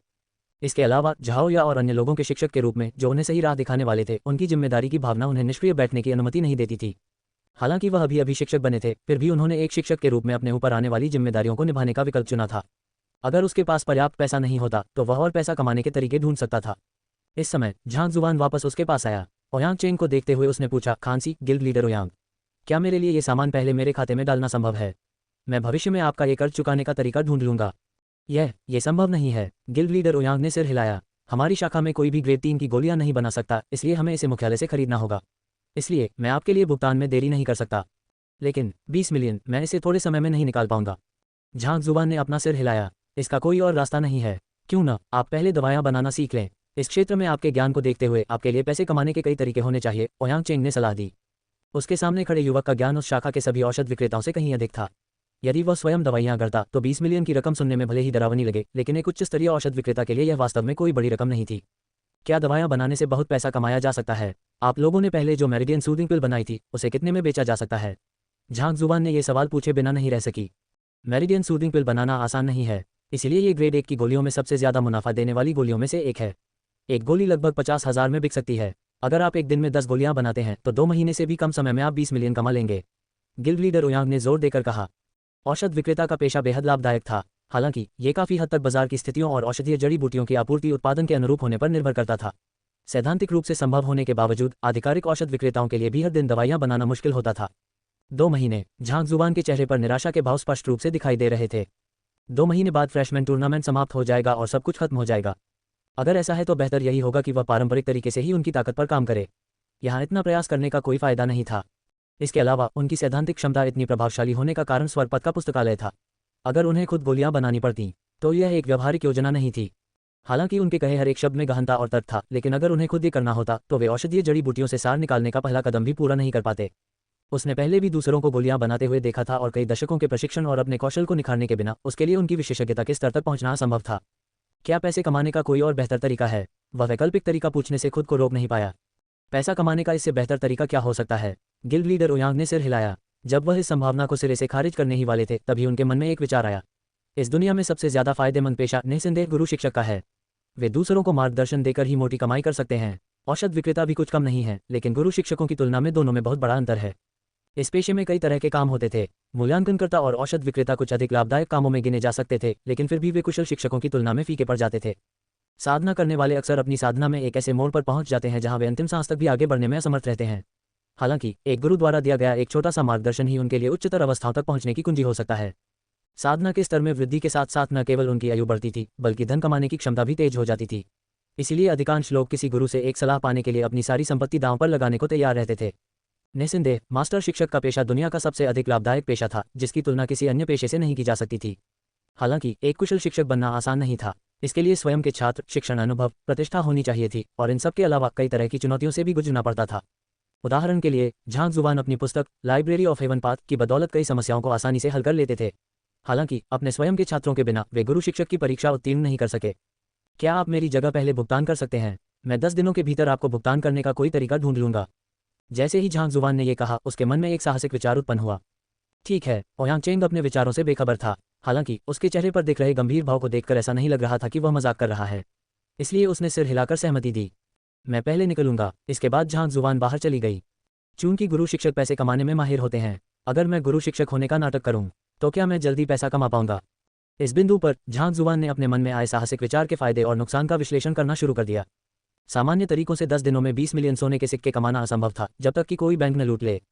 हालांकि अगर वह एक कुशल शिक्षक होने का दिखावा करे तो शायद वह निर्धारित समय सीमा के भीतर वह राशि कमा ले। अगर किसी ने ऐसा करने की कोशिश की और उसका भेद खुल गया तो संभवतः उसे मौके पर ही पीट पीट कर मार डाला जाता। आखिरकार एक गुरु शिक्षक के पास विशाल ज्ञान होता है और विशेषकर जब वह कोई गलत बात कह दे तो उसकी पोल खुलना आसान होता है। लेकिन झांग जुबान अलग था। स्वर्ग के पथ के पुस्तकालय और पिछले जीवन में प्राप्त दूसरों को धोखा देने की क्षमता के साथ दूसरों को ठगना वास्तव में एक आसान काम था। बेशक इसे वास्तव में घोटाला नहीं माना जाता था। आखिरकार स्वर्ग पथ के पुस्तकालय और अपनी स्वर्ग पथ की दिव्य कला के बल पर वह दूसरों की कमियों को देख सकता था। उनकी साधना के स्तर को बढ़ाना उसके लिए आसान और सुखद बात होती। ठीक है, मैं इसे इसी तरह करूंगा। स्थिति का विश्लेषण करने के बाद उसे लगा कि वह ये कर सकता है और उसने संतुष्टि से सिर हिलाया। अगर वह झाओ या और बाकी लोगों को मजबूत बनाने और लूशुन के साथ लगी शर्त जीतने में मदद करना चाहता था तो उन कुछ चीज़ों की उसे सख्त जरूरत थी। इसलिए उसे वह रकम कमानी ही थी। 10 दिनों के भीतर 20 मिलियन कमाने का यही एकमात्र तरीका था। मुझे कुछ चीज़ें पहले से तैयार करनी होंगी। मेरी मौजूदा उम्र को देखते हुए अगर मैं ये चिल्लाता फिरूं कि मैं एक माहिर शिक्षक हूं तो कोई मुझ पर विश्वास नहीं करेगा। मुझे अपना रूप बदलना होगा। कम से कम मुझे 30 साल का दिखना चाहिए। उस्ताद शिक्षक बिल्कुल औषध विक्रेताओं की तरह होते थे। अगर आप 20 साल के भी न दिखते हुए खुद को उस्ताद शिक्षक कह दें तो शायद आप अपनी बात पूरी करने से पहले ही दूसरे पक्ष के थूक में डूब जाएंगे। चाहे कुछ भी हो जाए, उसे अपना वेश बदलना और चेहरे के हाव भाव बदलना ही था। अन्यथा दूसरों का विश्वास जीतना उसके लिए मुश्किल होने के साथ साथ भविष्य में यह उसके लिए अंतहीन मुसीबत भी खड़ी कर सकता था। अगले चरण में एक कुशल शिक्षक के रूप में मुझे अपनी पहचान और प्रतिष्ठा बनाए रखनी होगी।